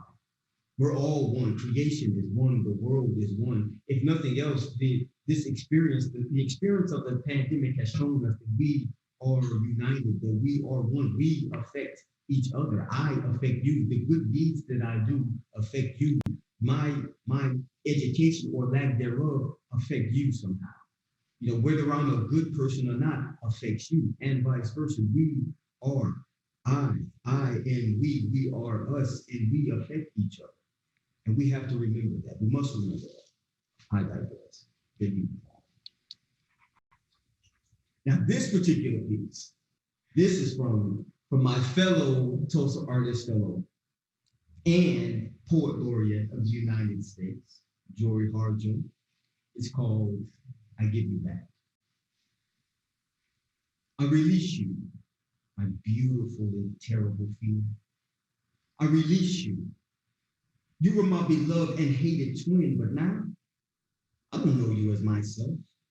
I release you with all the pain I would know at the death of my children, but not my blood anymore. I give you back to the soldiers who burned down my home, beheaded my children, raped and sodomized my brothers and sisters. I give you back to those who stole the food from our plates when we were starving. I release you, fear, because you hold those scenes in front of me, and I was born with eyes that can never close. I release you. I release you. I release you. I release you. I'm not afraid to be angry. I'm not afraid to rejoice. I'm not afraid to be black. I'm not afraid to be white. I'm not afraid to be hungry. I'm not afraid to be full. I'm not afraid to be hated. I am not afraid to be loved. To be loved. To be loved. Oh, fear. Oh, you have choked me, but I gave you the leash. You have gutted me, but I gave you the knife. You have devoured me, but I laid myself across the fire. I take myself back, fear. You are not my shadow any longer. Oh, I won't hold you in my hands. You can't live in my eyes, my ears, my voice, my belly, or in my heart. My heart. My heart. But come here, fear. I am alive, and you are afraid of dying. That is, I Give You Back by Jory Harjo, poet laureate of the United States. I really love that piece. The first time I saw that particular, actually, let me tell you how I asked. When I first emailed Jory Harjo and asked her to be a part of it, she couldn't. She's the poet laureate of the United States. She has things to do. She's busy, right? So I accepted it. I said, okay, I understand. Then I said, you know what? This is too important to just accept no on an answer. So I asked better. I let her know what the occasion is, what it's for, and she immediately she responded and said, "I will be happy to do it." And this was before I was a fellow, so she wasn't doing it for a fellow Tulsa artist fellow. She did it because she respected and she appreciated the moment, the reason, the cause of the book, for the book. So I really, really do appreciate Joy Harjo and all of the contributors for the anthology. Now the next one I'm going to read. These are my babies, right? You can't have a favorite baby. You can't tell one of your babies that one of your babies are one of your favorites, but the other one will be like, what about us? Now, I love all my babies, but there are some babies that just, and this is one of the babies. And this is called We Are Greenwood by Samantha L. Stewart. Remember us. Not just the 2 days we fought the young liar's war within. Remember us. Not because you suffered still at the hand of the petrified putrid law. Remember us, not for the battles you have left to fight, uprooting systems of unholy righteousness. Remember us as we blaze a trail intended you would follow. Remember us in our unity upon one common foundation, a self-sustaining community. Remember us in how you seek knowledge and build in our memory a new Greenwood that expands past Tulsa. Remember us in the blueprint that is sure to inspire like a phoenix that rose from the fiery ash. Embers that kindle majestic feats of many Black Wall Streets. Remember us. Go beyond our contributions and expand the force of our great ingenuity. Remember us when you see your brother and sister in need to lift them up. Remember us when the media machine tells you that the economic excellence is eluding you, prove them wrong. Again, remember us. Never again become sitting ducks. Armor up. Remember us. When the war against your humanity draws to a head, stay up one step ahead. Diversify. Remember us. If you don't, they'll try to bury us again, unmarked in history. Remember us so the world can never forget. We are Greenwood. We are. That is We Are Greenwood by Samantha L. Steele. Now this will be the final piece that I'm going to read today. And this is called Just One, and this is another one of my favorites. You know what? Brown sugar. Yes, I was about to call you Big Daddy. You've been waiting for that. You've been waiting for that.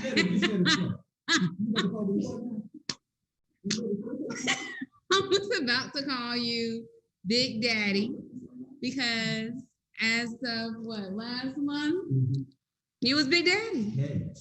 Oh, okay, you still Big Daddy. But yes, Big Daddy, yes. What do you want? Now this last piece, you got me off for blushing. This piece I'm going to read now is called Release Me. It's by Renisha Smith. Lean close like newborn on black bosom, and you can hear it. Hold on, let me say that. I like this. When I first read that, I was like, okay, I see you, Renisha. Run that back. She said, lean close like newborn on black bosom, and you can hear it. Stand still like breezeless night silence, and you can feel. Hands placed in red dirt, once commandeered from native, swear they hear the heartbeat of the dead beckon. Release me from this purgatory. My memories, glory, and pain trapped between heaven and hell, soul screaming beyond crimson dirt, yearning to be. Release from the ashes and their names buried in shame. Release me so my spirit can cross over. No longer set to wander through Greenwood, longing to be free. Not covered up, discarded, and marked by plague. Release me. Speak my name into the atmosphere as cosmic constellations show the spirit and heart of Black Wall Street they tried to kill. Defiantly teach our legacy so those who murdered, stole, and destroyed here know that beneath the soot, we will bring forth diamond tales. Finally, the true beauty will be shown and displayed for the world to see. Tell Black Wall Street's story. Speak of Black Wall Street. Educate the Black Wall Street's tragedy and triumph and Black businesses returning home to Greenwood. Unbury me so I can breathe freely. You've released me. You've released me. Release Me by Renisha Smith. That is power. That's how we end the book. I was like, how else can you end this book but with Release Me? And that's beautiful. So, number one, I definitely feel I have to inhale and exhale after that. After that, release me. Now, tell me, how did the title of this anthology come about? Was it that poem? Well, it was, the title of the book came from the sentiments that I was thinking as I was listening to the discussions about the 1921 Tulsa Race Massacre. As I was listening to the discussion, most of the discussions were about the massacre and the day they died, and the day before, actually, when Dick Rowland and Sarah Page had the incident in the elevator, and up until when Dick Rowland was arrested, up until when the Black group came together and said, no, you will not go to no white mob, you will not go and steal Dick Rowland and lynch him. That will not happen today. All the way up until the Ferguson happened. All the way up until the Blacks went back to Greenwood. All the way up to when some white citizen looted and broke into gun stores and grabbed their guns and came back to Greenwood and marauded and murdered and killed when they fought, because it wasn't just one-sided. There was a fight. The citizens of Greenwood didn't just lay back and lay down and just take their legacy, allow their legacy to be stolen and taken and marauded. They fought back as valiantly as they could. They were outgunned, outnumbered, outmanned at the time, but they fought. And I was thinking, what about 1906 when O.W. Gurley came to Tulsa and said, you know what? And he looked out on the prairie, looked out on the land and saw nothing but possibilities. Saw nothing but dreams, saw what could happen. When you look outside of Greenwood right now, I wonder if O.W. Gurley saw that. I wonder if he saw the buildings, the lives, and the commerce. And when he saw that, who did he see there? Did he see the owners of the land that are there? Did he see them there? Or did he see us there? Himself there? Did he see reflections of himself there? Or did he see reflections of the people who wouldn't allow him to live in other parts of Tulsa at the time? Did he see the people who wouldn't even step foot in Tulsa in the 80s? Or not in Tulsa, excuse me, who wouldn't step foot downtown after dark in the Greenwood district in as late as the 1980s and at various periods? Who did he see? Who did he see, and what was he thinking when he and the other pioneers of Greenwood gathered and built from dirt, literally from dirt and ideas and gumption? Who did he see? What did he see? And so I thought, okay, you got to release me. They want to, I believe they yearn to be released from the day of the massacre. The story of their lives have to be told. So it just immediately came to mind, release me. The Spirits of Greenwood Speak. Come on. I wrote that down, and the rest is in the book.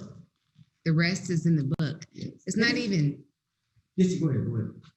You're making history. So I was going to say the rest is history, but the rest is in the book as a living, true word and testament. Yes, it is.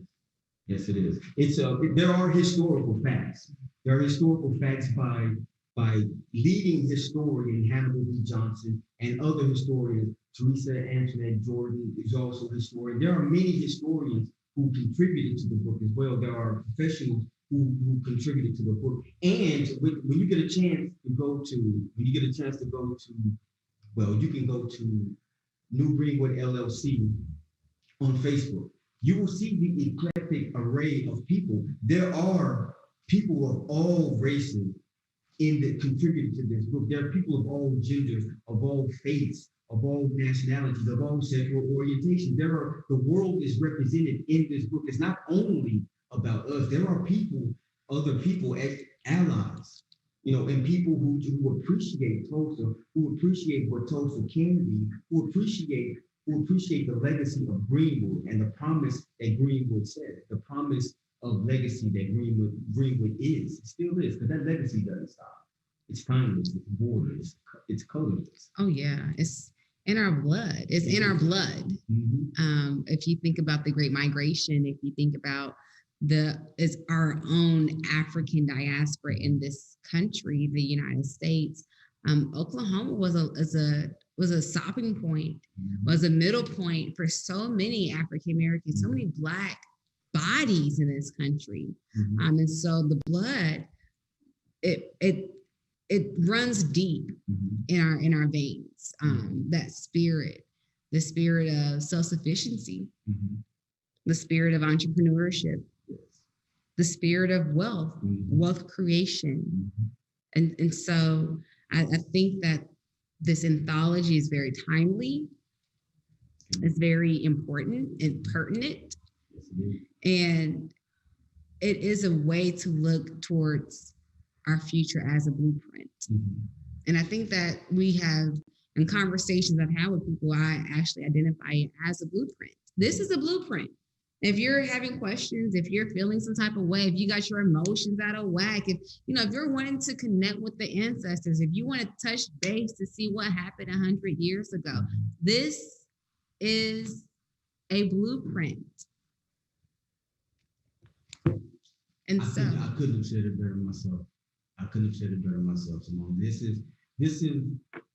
This is what I believe, and many of the artists believe, that some of the spirits of Greenwood would like to pass on some of the legacy, some of the community building jewels of unifying, cooperative economics, faith, purpose, living your purpose on purpose, being everything you are supposed to be, unifying. As we are here to commemorate and celebrate World Unity Week, this book is about unity. You can't bring 60 different artists from all over the world. There are artists from Ghana. The artists aren't only from here in Tulsa. There are artists from all around the country and around the world who contributed to the book, who answered the call to speak for the spirits of Greenwood. That is so awesome. That is so awesome. I love, and I want to actually repeat that just for a moment. They answered the call. They answered the call. We have to start answering that call, y'all. We have to answer. And so, are there any parting, lasting words? I am excited to introduce and talk to Bethany Yarrow coming up. And are there any last parting words that you want for our audience as we wrap up and speak about the release? Yes. Thank you, Brown Sugar.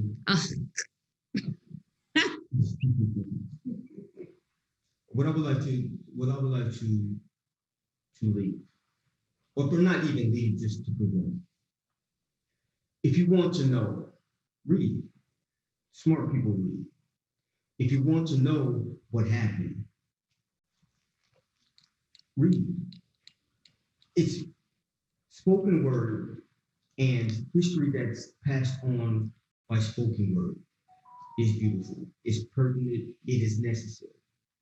But it's also, when you can't be there to speak to that person, you can reach them in a book. Jewels of wisdom. People research hours.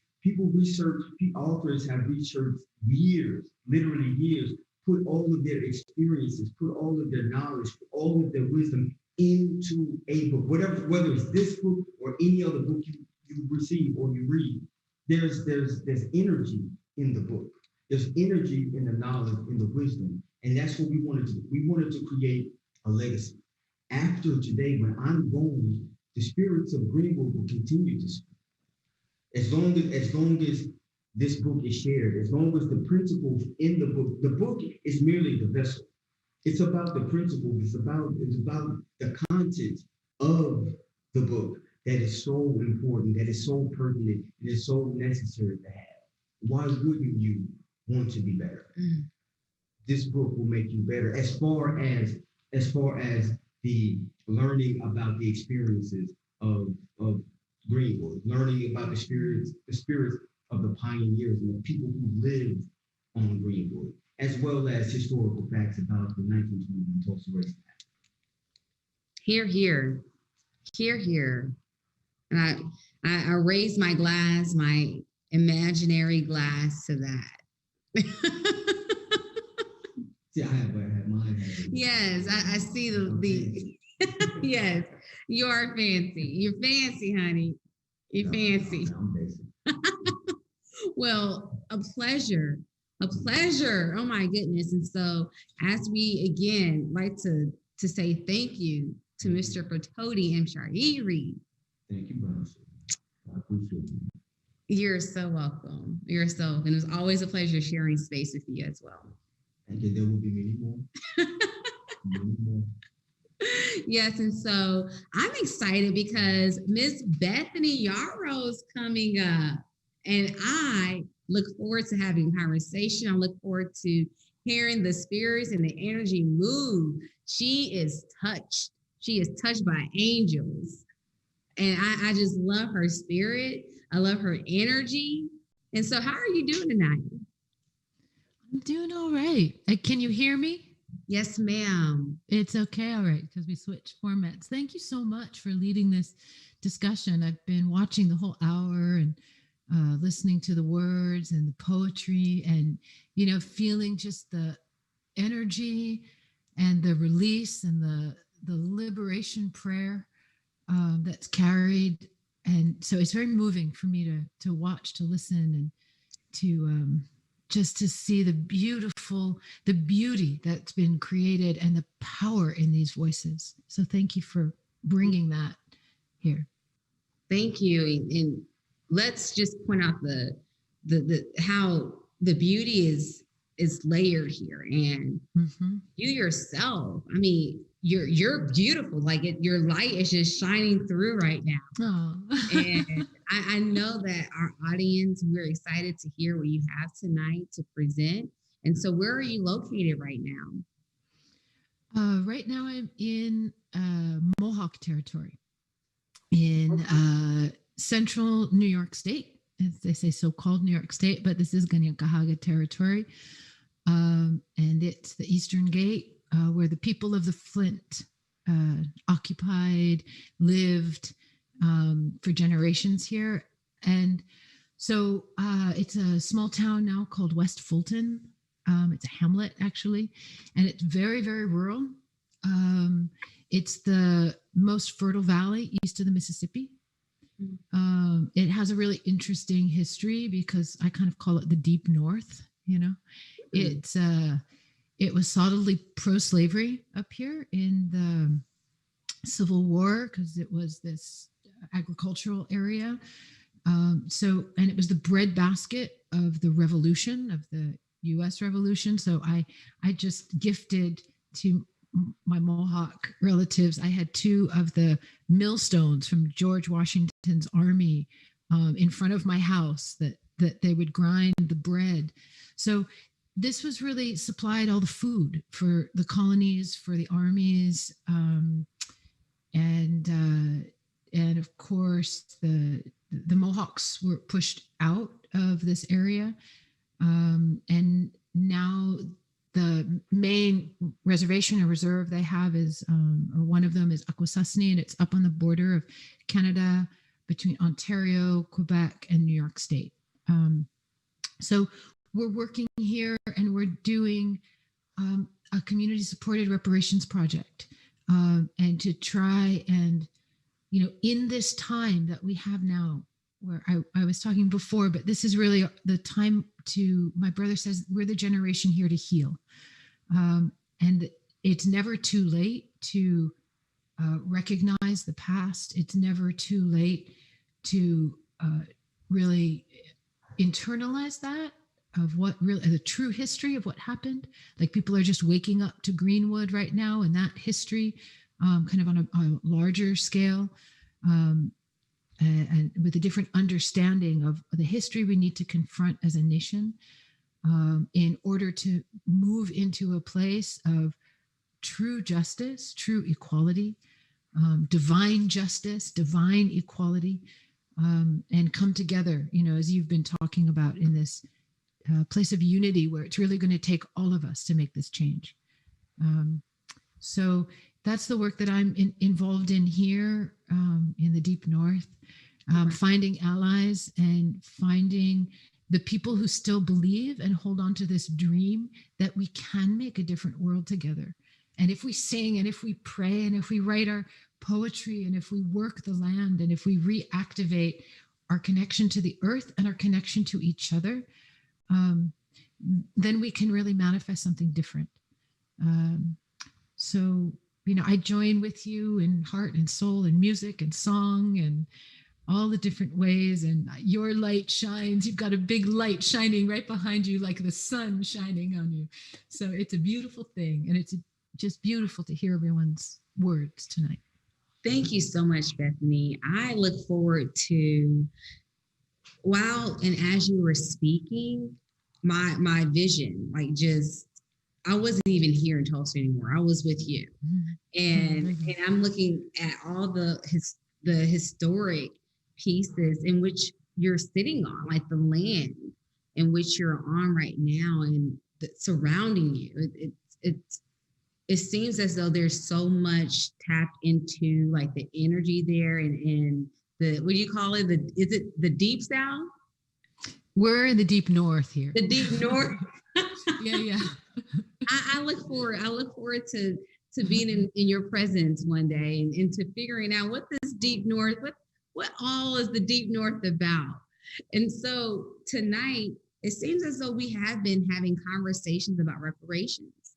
It seems as though we have been having timely moments in our country to talk about repair. Yeah. And I think that those who may not know the concept of reparations, it may frighten them. It may, there's a lot of fear, especially when it comes to the sins of this country. And so, like, as I like to express and think about reparations, it is repairing the wrongs, repairing what has the past, and how to be reflective and how to have momentum, not just conversations, but actionable steps to repair. And so I love and want to have more conversations around your work and what you're doing, because there is nothing but alignment. There's nothing but synergy. And I'm just really excited to hear you in your space. You're at home right now. You're in the comfort of, yes. And so what better way for us to have performance, to have songs, to have dance, and to have spiritual connection in our comforts of our homes. And so what do you have for us tonight? Well, I would like to, we can go back to conversation about this and reparations and repairs. And yeah, I'm working myself on land-based reparations. People, I think, are very afraid to share. I don't know, people like we need to hold on to what we have. I just, there's so much that every person can do with whatever you have. And, I have acreage across the street, and it's connected to a magic sacred waterfall. And just in my journey, you mentioned your spiritual path. Everyone's on their different spiritual paths right now. We've got a lot of spirit to move through, and a lot of reconnecting of our spirit. And there's been a lot that's been severed, for all of us. And how do you not be afraid of equality? It's not like, it's like love. It's not like if I have another child, I'm going to love my first one less. It's not like if you give, you're necessarily going to have less. Everybody starts to have more, but everyone, it seems that they've, got this thing that they're keeping for themselves, or the generations to come, or their wealth that they're keeping. And we're just at a point where, if people keep hoarding, if we're in this hoarding mentality, it's the disease of, I think, the part of the European mind of hoarding, or the colonized mind. It's not even European. That in a lot of native traditions, a sign of wealth was your generosity. You were measured by your generosity and how much you could give. Now, the measure of wealth in our society is how much you accumulate. And so people are, walking around with this stuff, and they're a slave to their stuff in their own minds. We've created these prisons, mind prisons that we live in. And so how do we liberate ourselves? How do we release ourselves, from this burden, this collective burden that we carry, and learn that when we love more, when we give more, and we share more of what we have, that there is more for everyone. We have a safer world. We have a cleaner world. We have,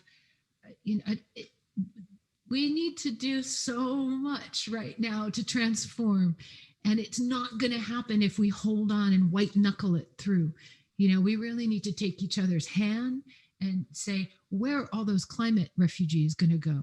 Who's going to have the food? Who's going to be making those spaces to start to welcome people back to the land and to communities?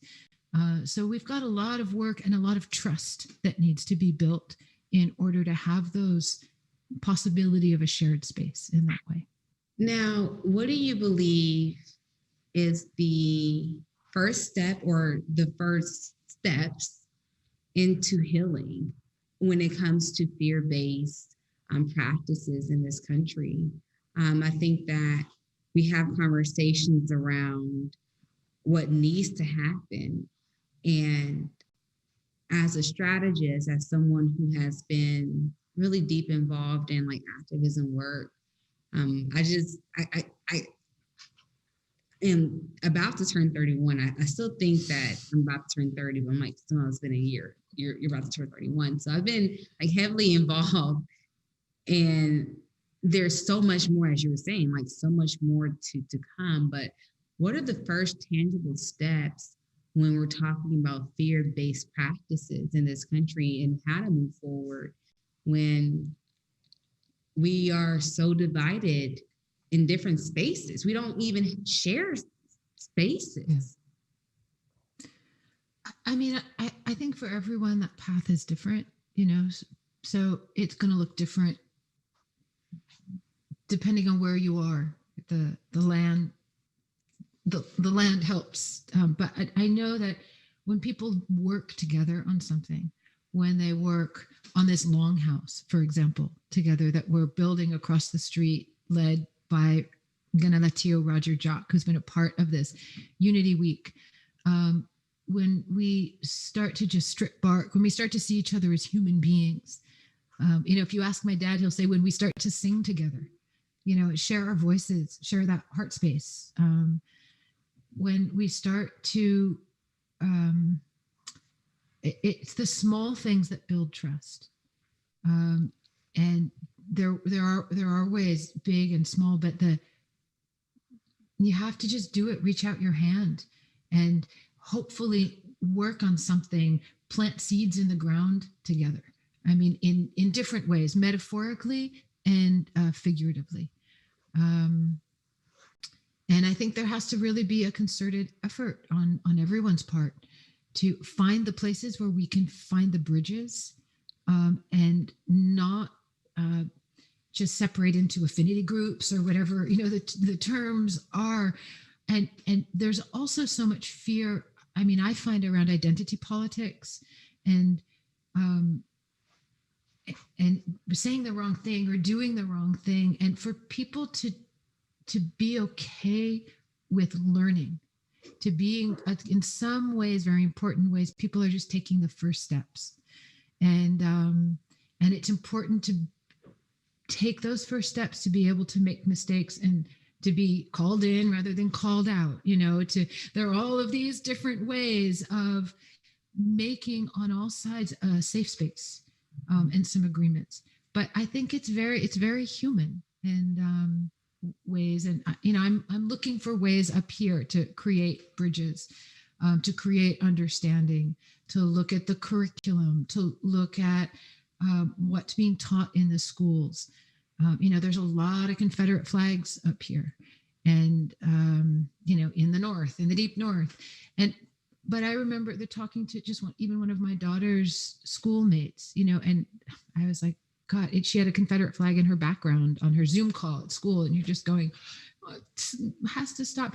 And I showed her John Oliver, on the Confederacy, and I tried to really explain and teach, instead of judging or shutting her out or condemning her, getting angry, or Valentina, you can't play with her, really sitting her down and saying, do you understand? Do you know the history? Can I show you something that will, that at least you can make a choice? At least you're not just brainwashed by this symbol you think is just of like being a rebel. This isn't about being a rebel. You want a rebel flag? The Mohawk warrior flags are good. That's a good rebel flag. But no, but seriously, I mean, how do you start to have those conversations with young children? How do you start to sensitize people in a different way? May I ask? So I would like to know what was her response, or how did she respond when we had a different point of view being presented? She watched the program, and at the end of it, she said she'd take her flag down. And the school here is not that diverse. There's just 2 Black kids in the upper school, a couple of biracial kids, but that's about it in the whole school. And I was really explaining to her why she was creating so much fear and trauma, especially in this environment. And she's friends with these kids, but I said, please understand what you're doing and how this makes other people feel. That's the reason they're not allowed to play with you.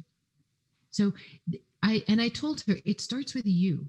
If we want to change this, because of course she doesn't think of herself as a racist. She doesn't think of herself. There's a level of ignorance in people, and also just people aren't taught empathy. She's not understanding the level of trauma that she's inflicting, and she doesn't want to. She doesn't want to be a bad person. She doesn't want to make people feel bad, but she didn't know, and nobody's ever been able to reach her. So it was a moment of, bright spot of hope. And how do you get people to take down their Confederate flags? How do you get kids to stop wearing their Confederate flags hoodies to school? So, that's one way of beginning. And I applaud that. Let's not skim or escape past that moment. There is vulnerability in showing up. Yeah. It takes some hard work, and not hard work, yes, but heart work.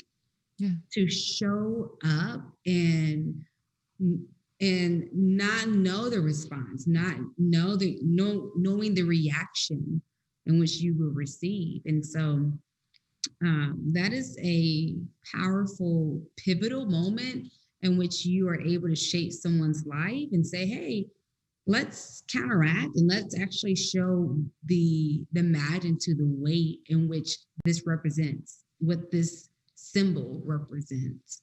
And so, wow. Again, like that kind of, I wasn't expecting that response, to be honest. I was just like, and how did she respond to that?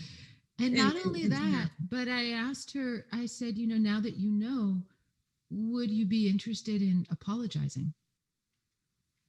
And she said she would.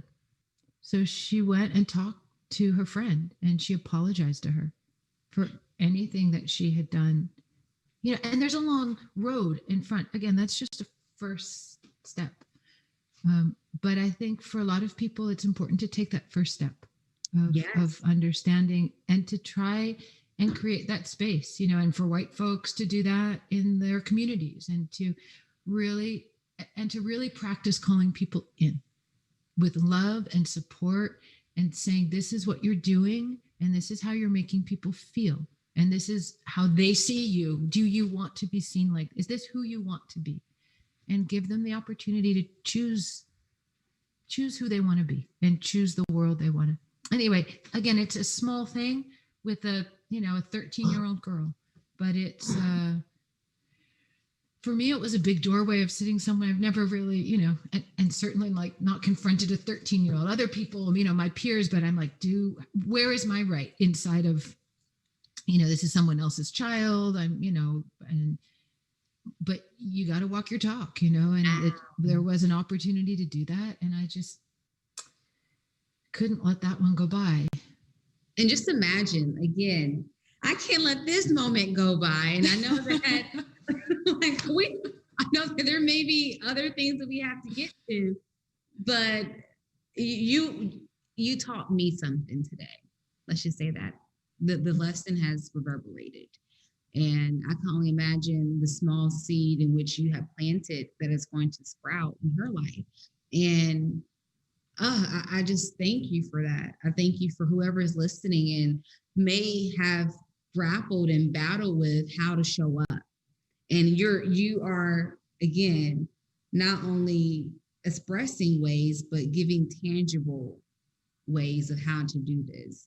And for a 13-year-old, I feel like she's way more comfortable in expressing and understanding and learning than maybe a 30-year-old or a 50-year-old who have developed these patterns for so long, for so long.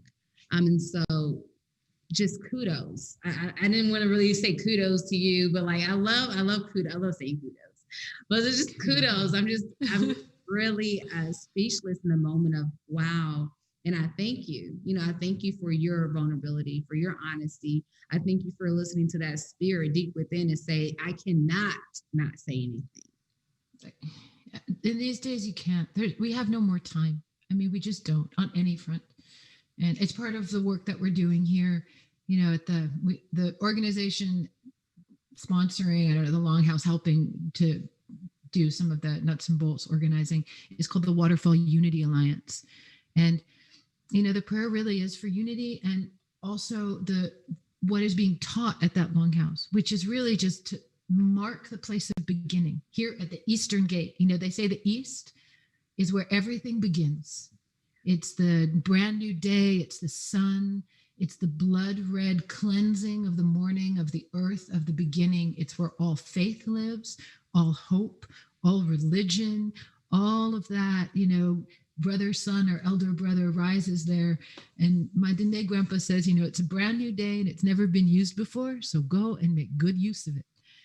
And so that's what we're doing here at building this longhouse and this ceremonial house, and following the ways of the people, the guardians of the Eastern Gate, that place where all faith, all hope lives, where the sun rises here on Turtle Island.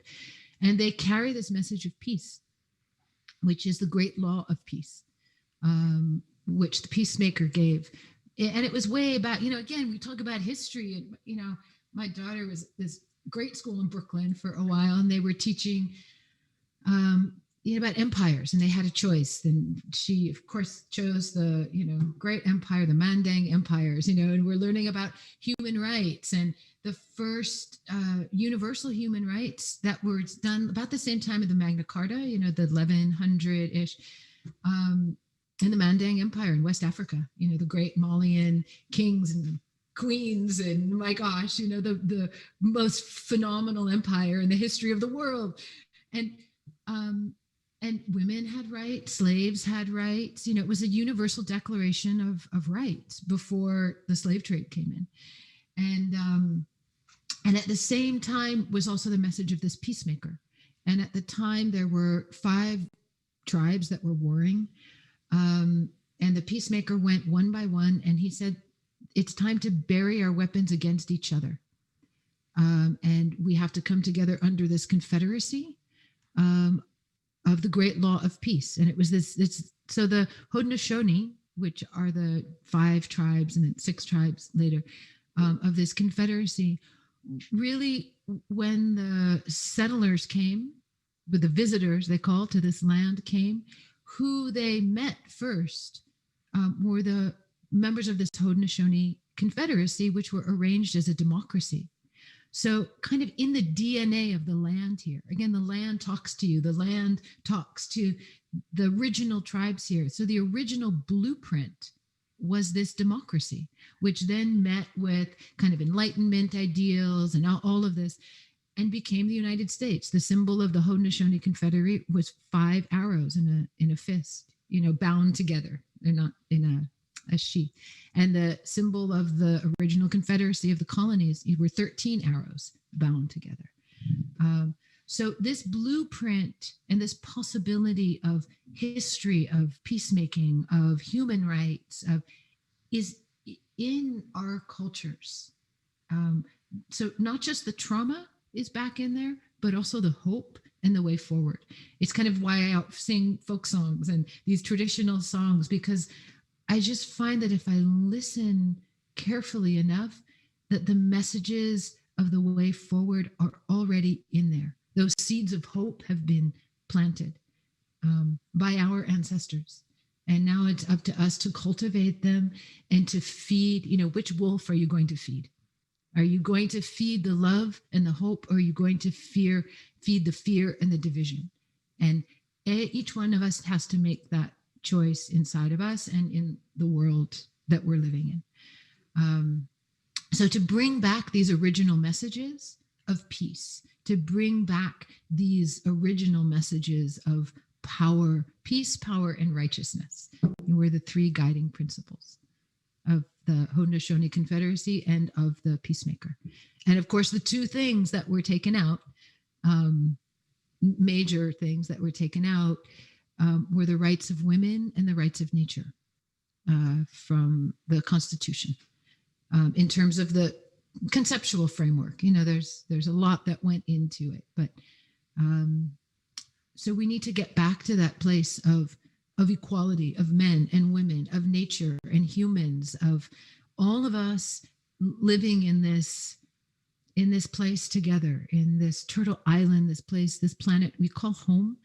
And how do we return to those messages of peace, those peacemakers, whether it's Buddha or Jesus or Oshala or Yemwanja or Oshun or,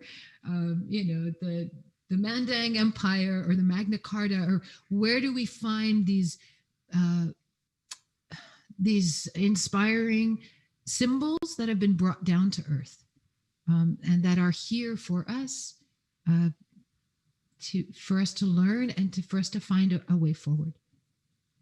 Oh man, or all women, right? Wow. There's so many layers in what you just mentioned. And all I can remember and think about right now is like just this overarching call of peace and unity, and unity in its way has been taken out, like a universal right to gather, to join, to be whole, to be woman, to be one with nature. And it just amazes me. In 2021, we're talking about how we're living in disconnect from our past, from our land, and how to get back to it. And so it's just a timely conversation. It's one of those baffling, like, how do we even get here? Like scratching of the head, but we're here. I mean, we are living, breathing, touching, we're here. We have purpose. We have peace. We're here. And so how are we living our lives, and who are we connecting with in this Unity Week? Yeah.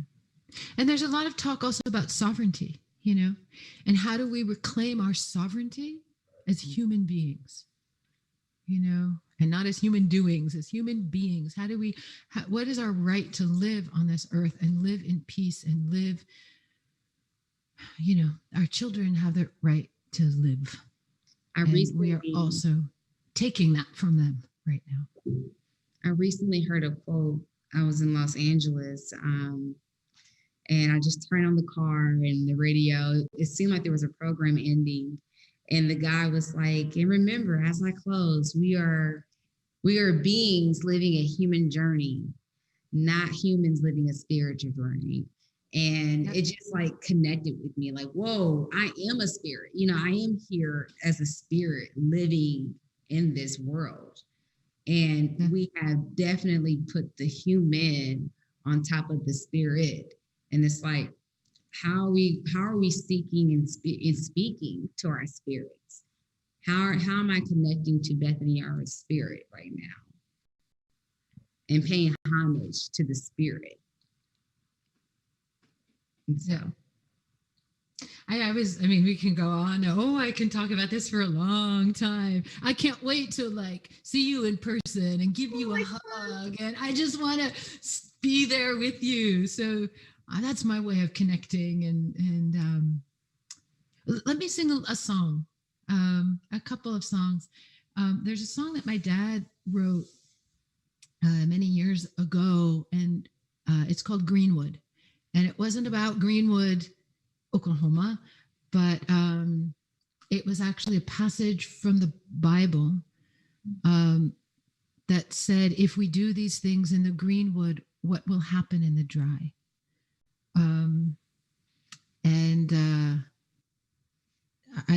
I'll sing the song, and then I'll sing a song I sang earlier, but for Oshun, and about the flowers that come. There's Nana Buruke, who's like the grandmother, and she's the clay, and she's the beginning and the ending.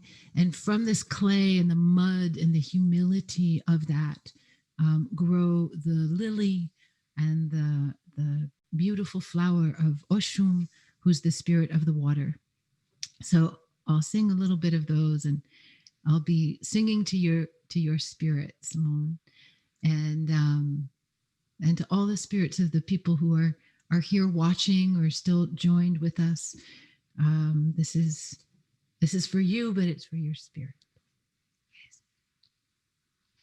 I've seen 1,000 people kneel in silence,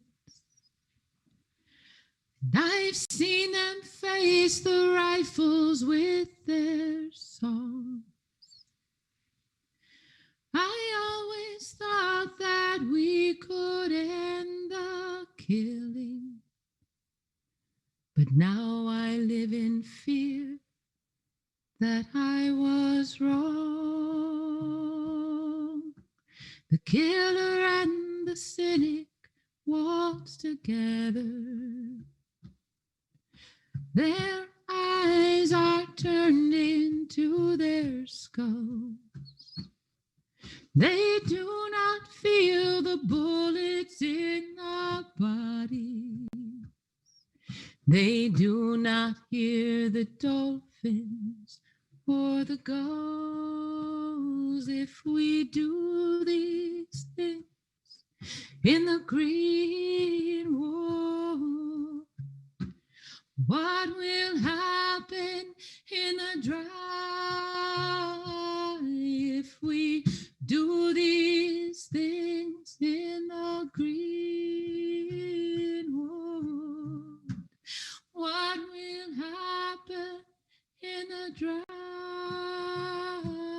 In the dry, if we do these things in the greenwood, what will happen in the dry? In the dry,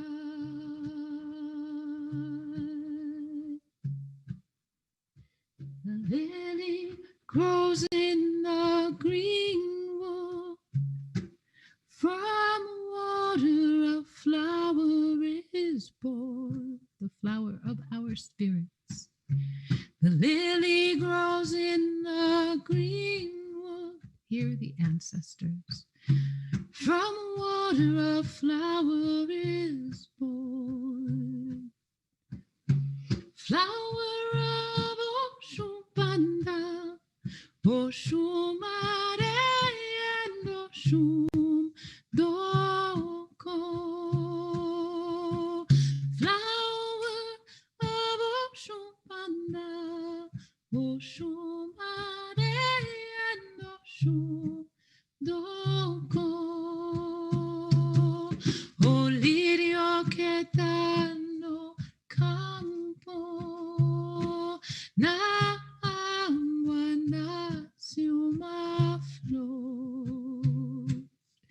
O lirio que no campo, na agua nació uma flor.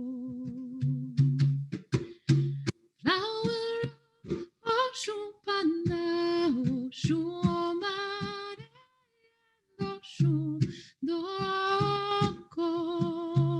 It's the flower of Oshun-Panda, Oshun-Mare and Oshun-Doko. Oh, flower of Oshun-Panda, So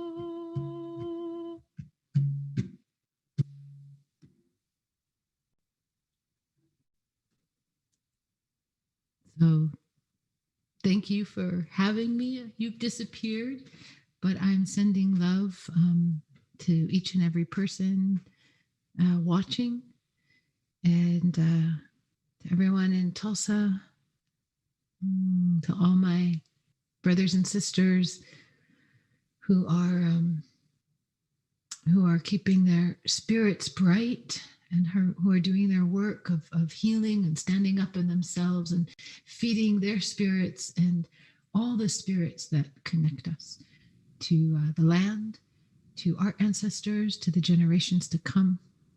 And thank you for sharing this space with me. I really appreciate it. I honor you and the work that you're doing.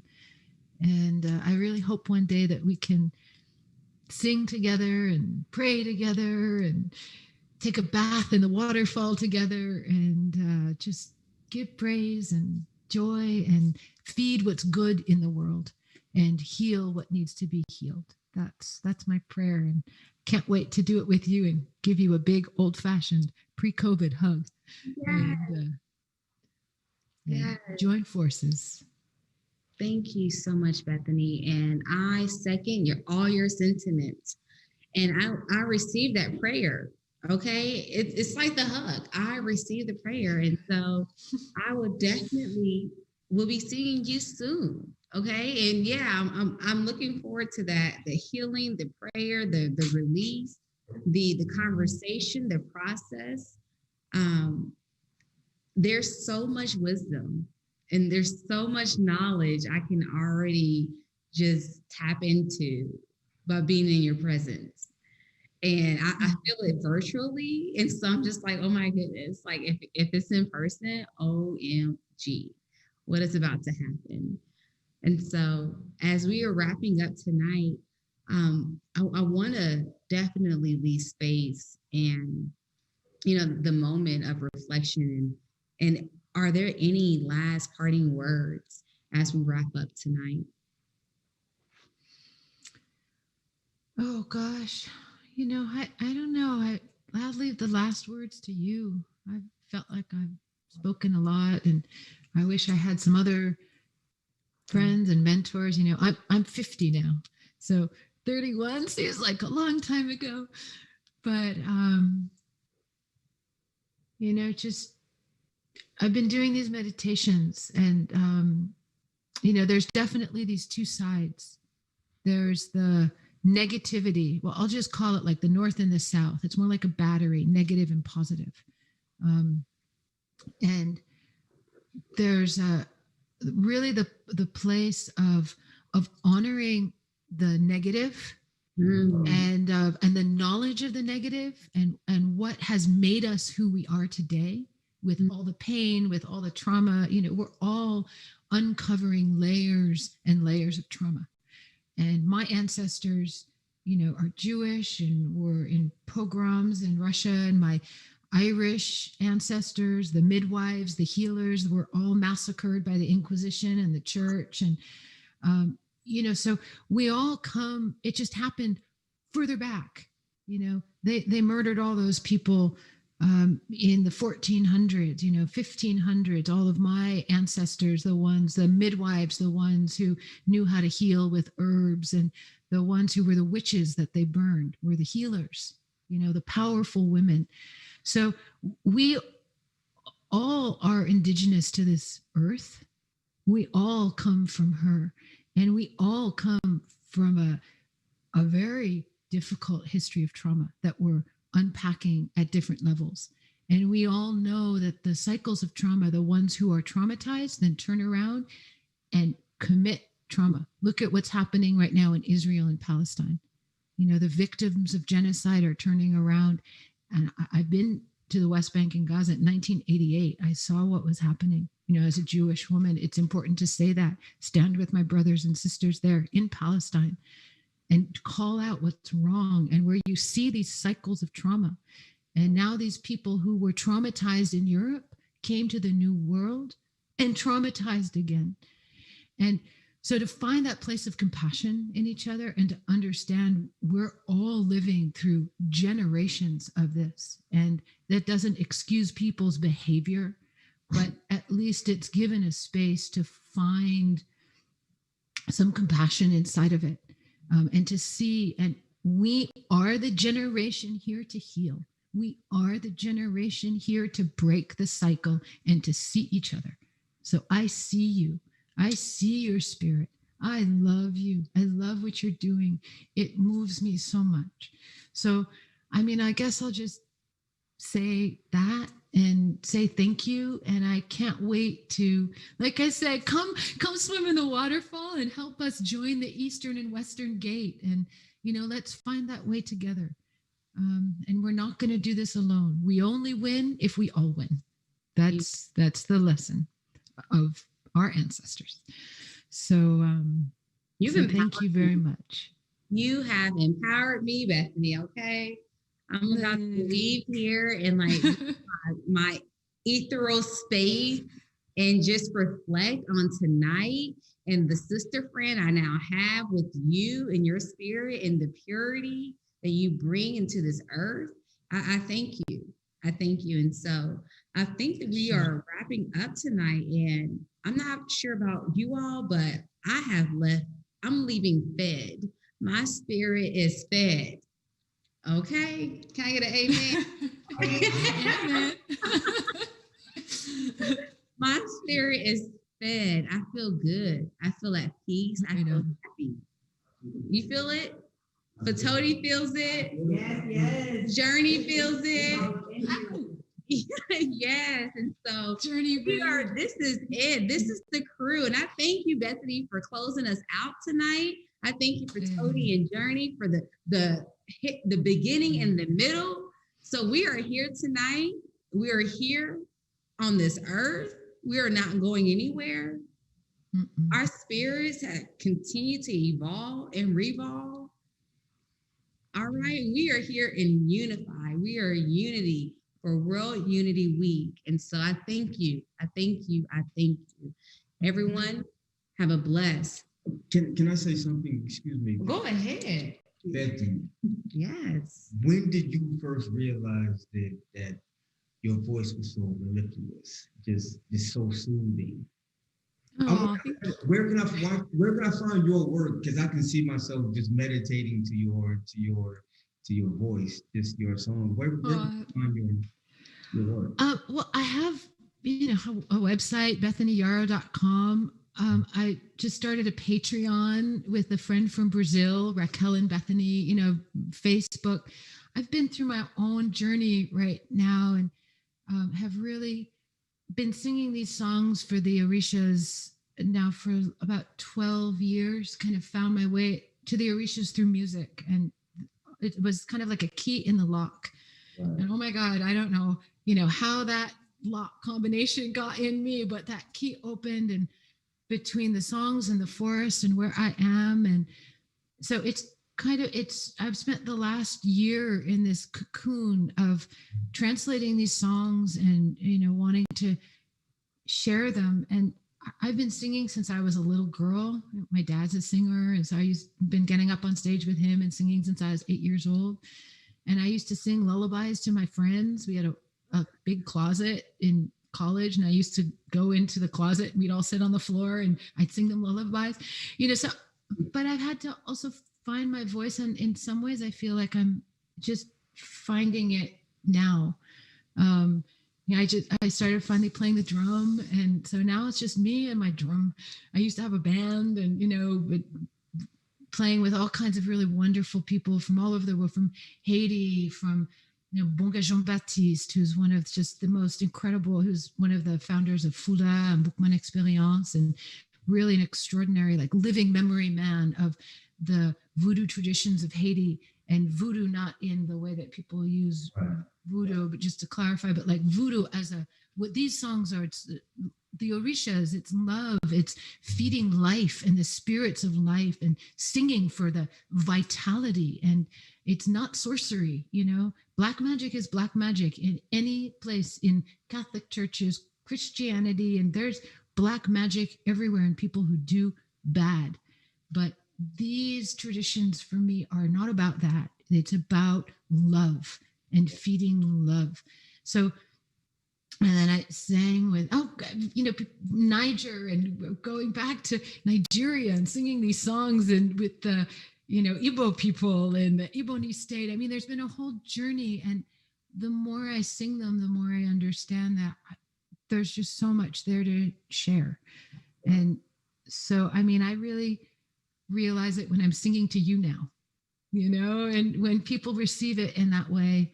I remember standing at the banks of the Missouri River at Standing Rock, and singing to the moon and singing to Yemaja and asking. These songs are really calls, and they're asking for that spirit, asking for permission to come and help us.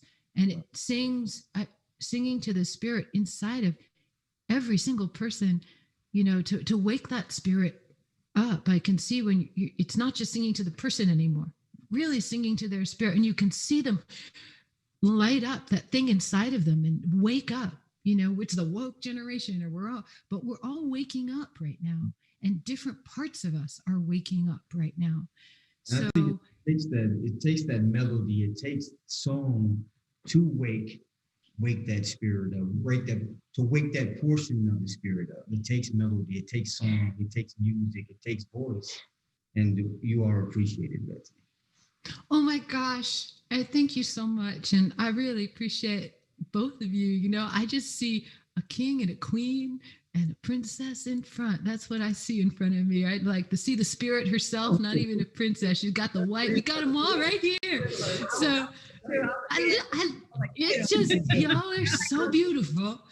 And, and they say the world was sung into being. That's what we need to do. That's the first step. We join our hearts, we join it in song, and somehow we can create a new world if we can sing it into being. So that's... I agree. I am in agreement. So let's sing together, man. Oh, you don't want to hear me sing? Oh, yes, I do.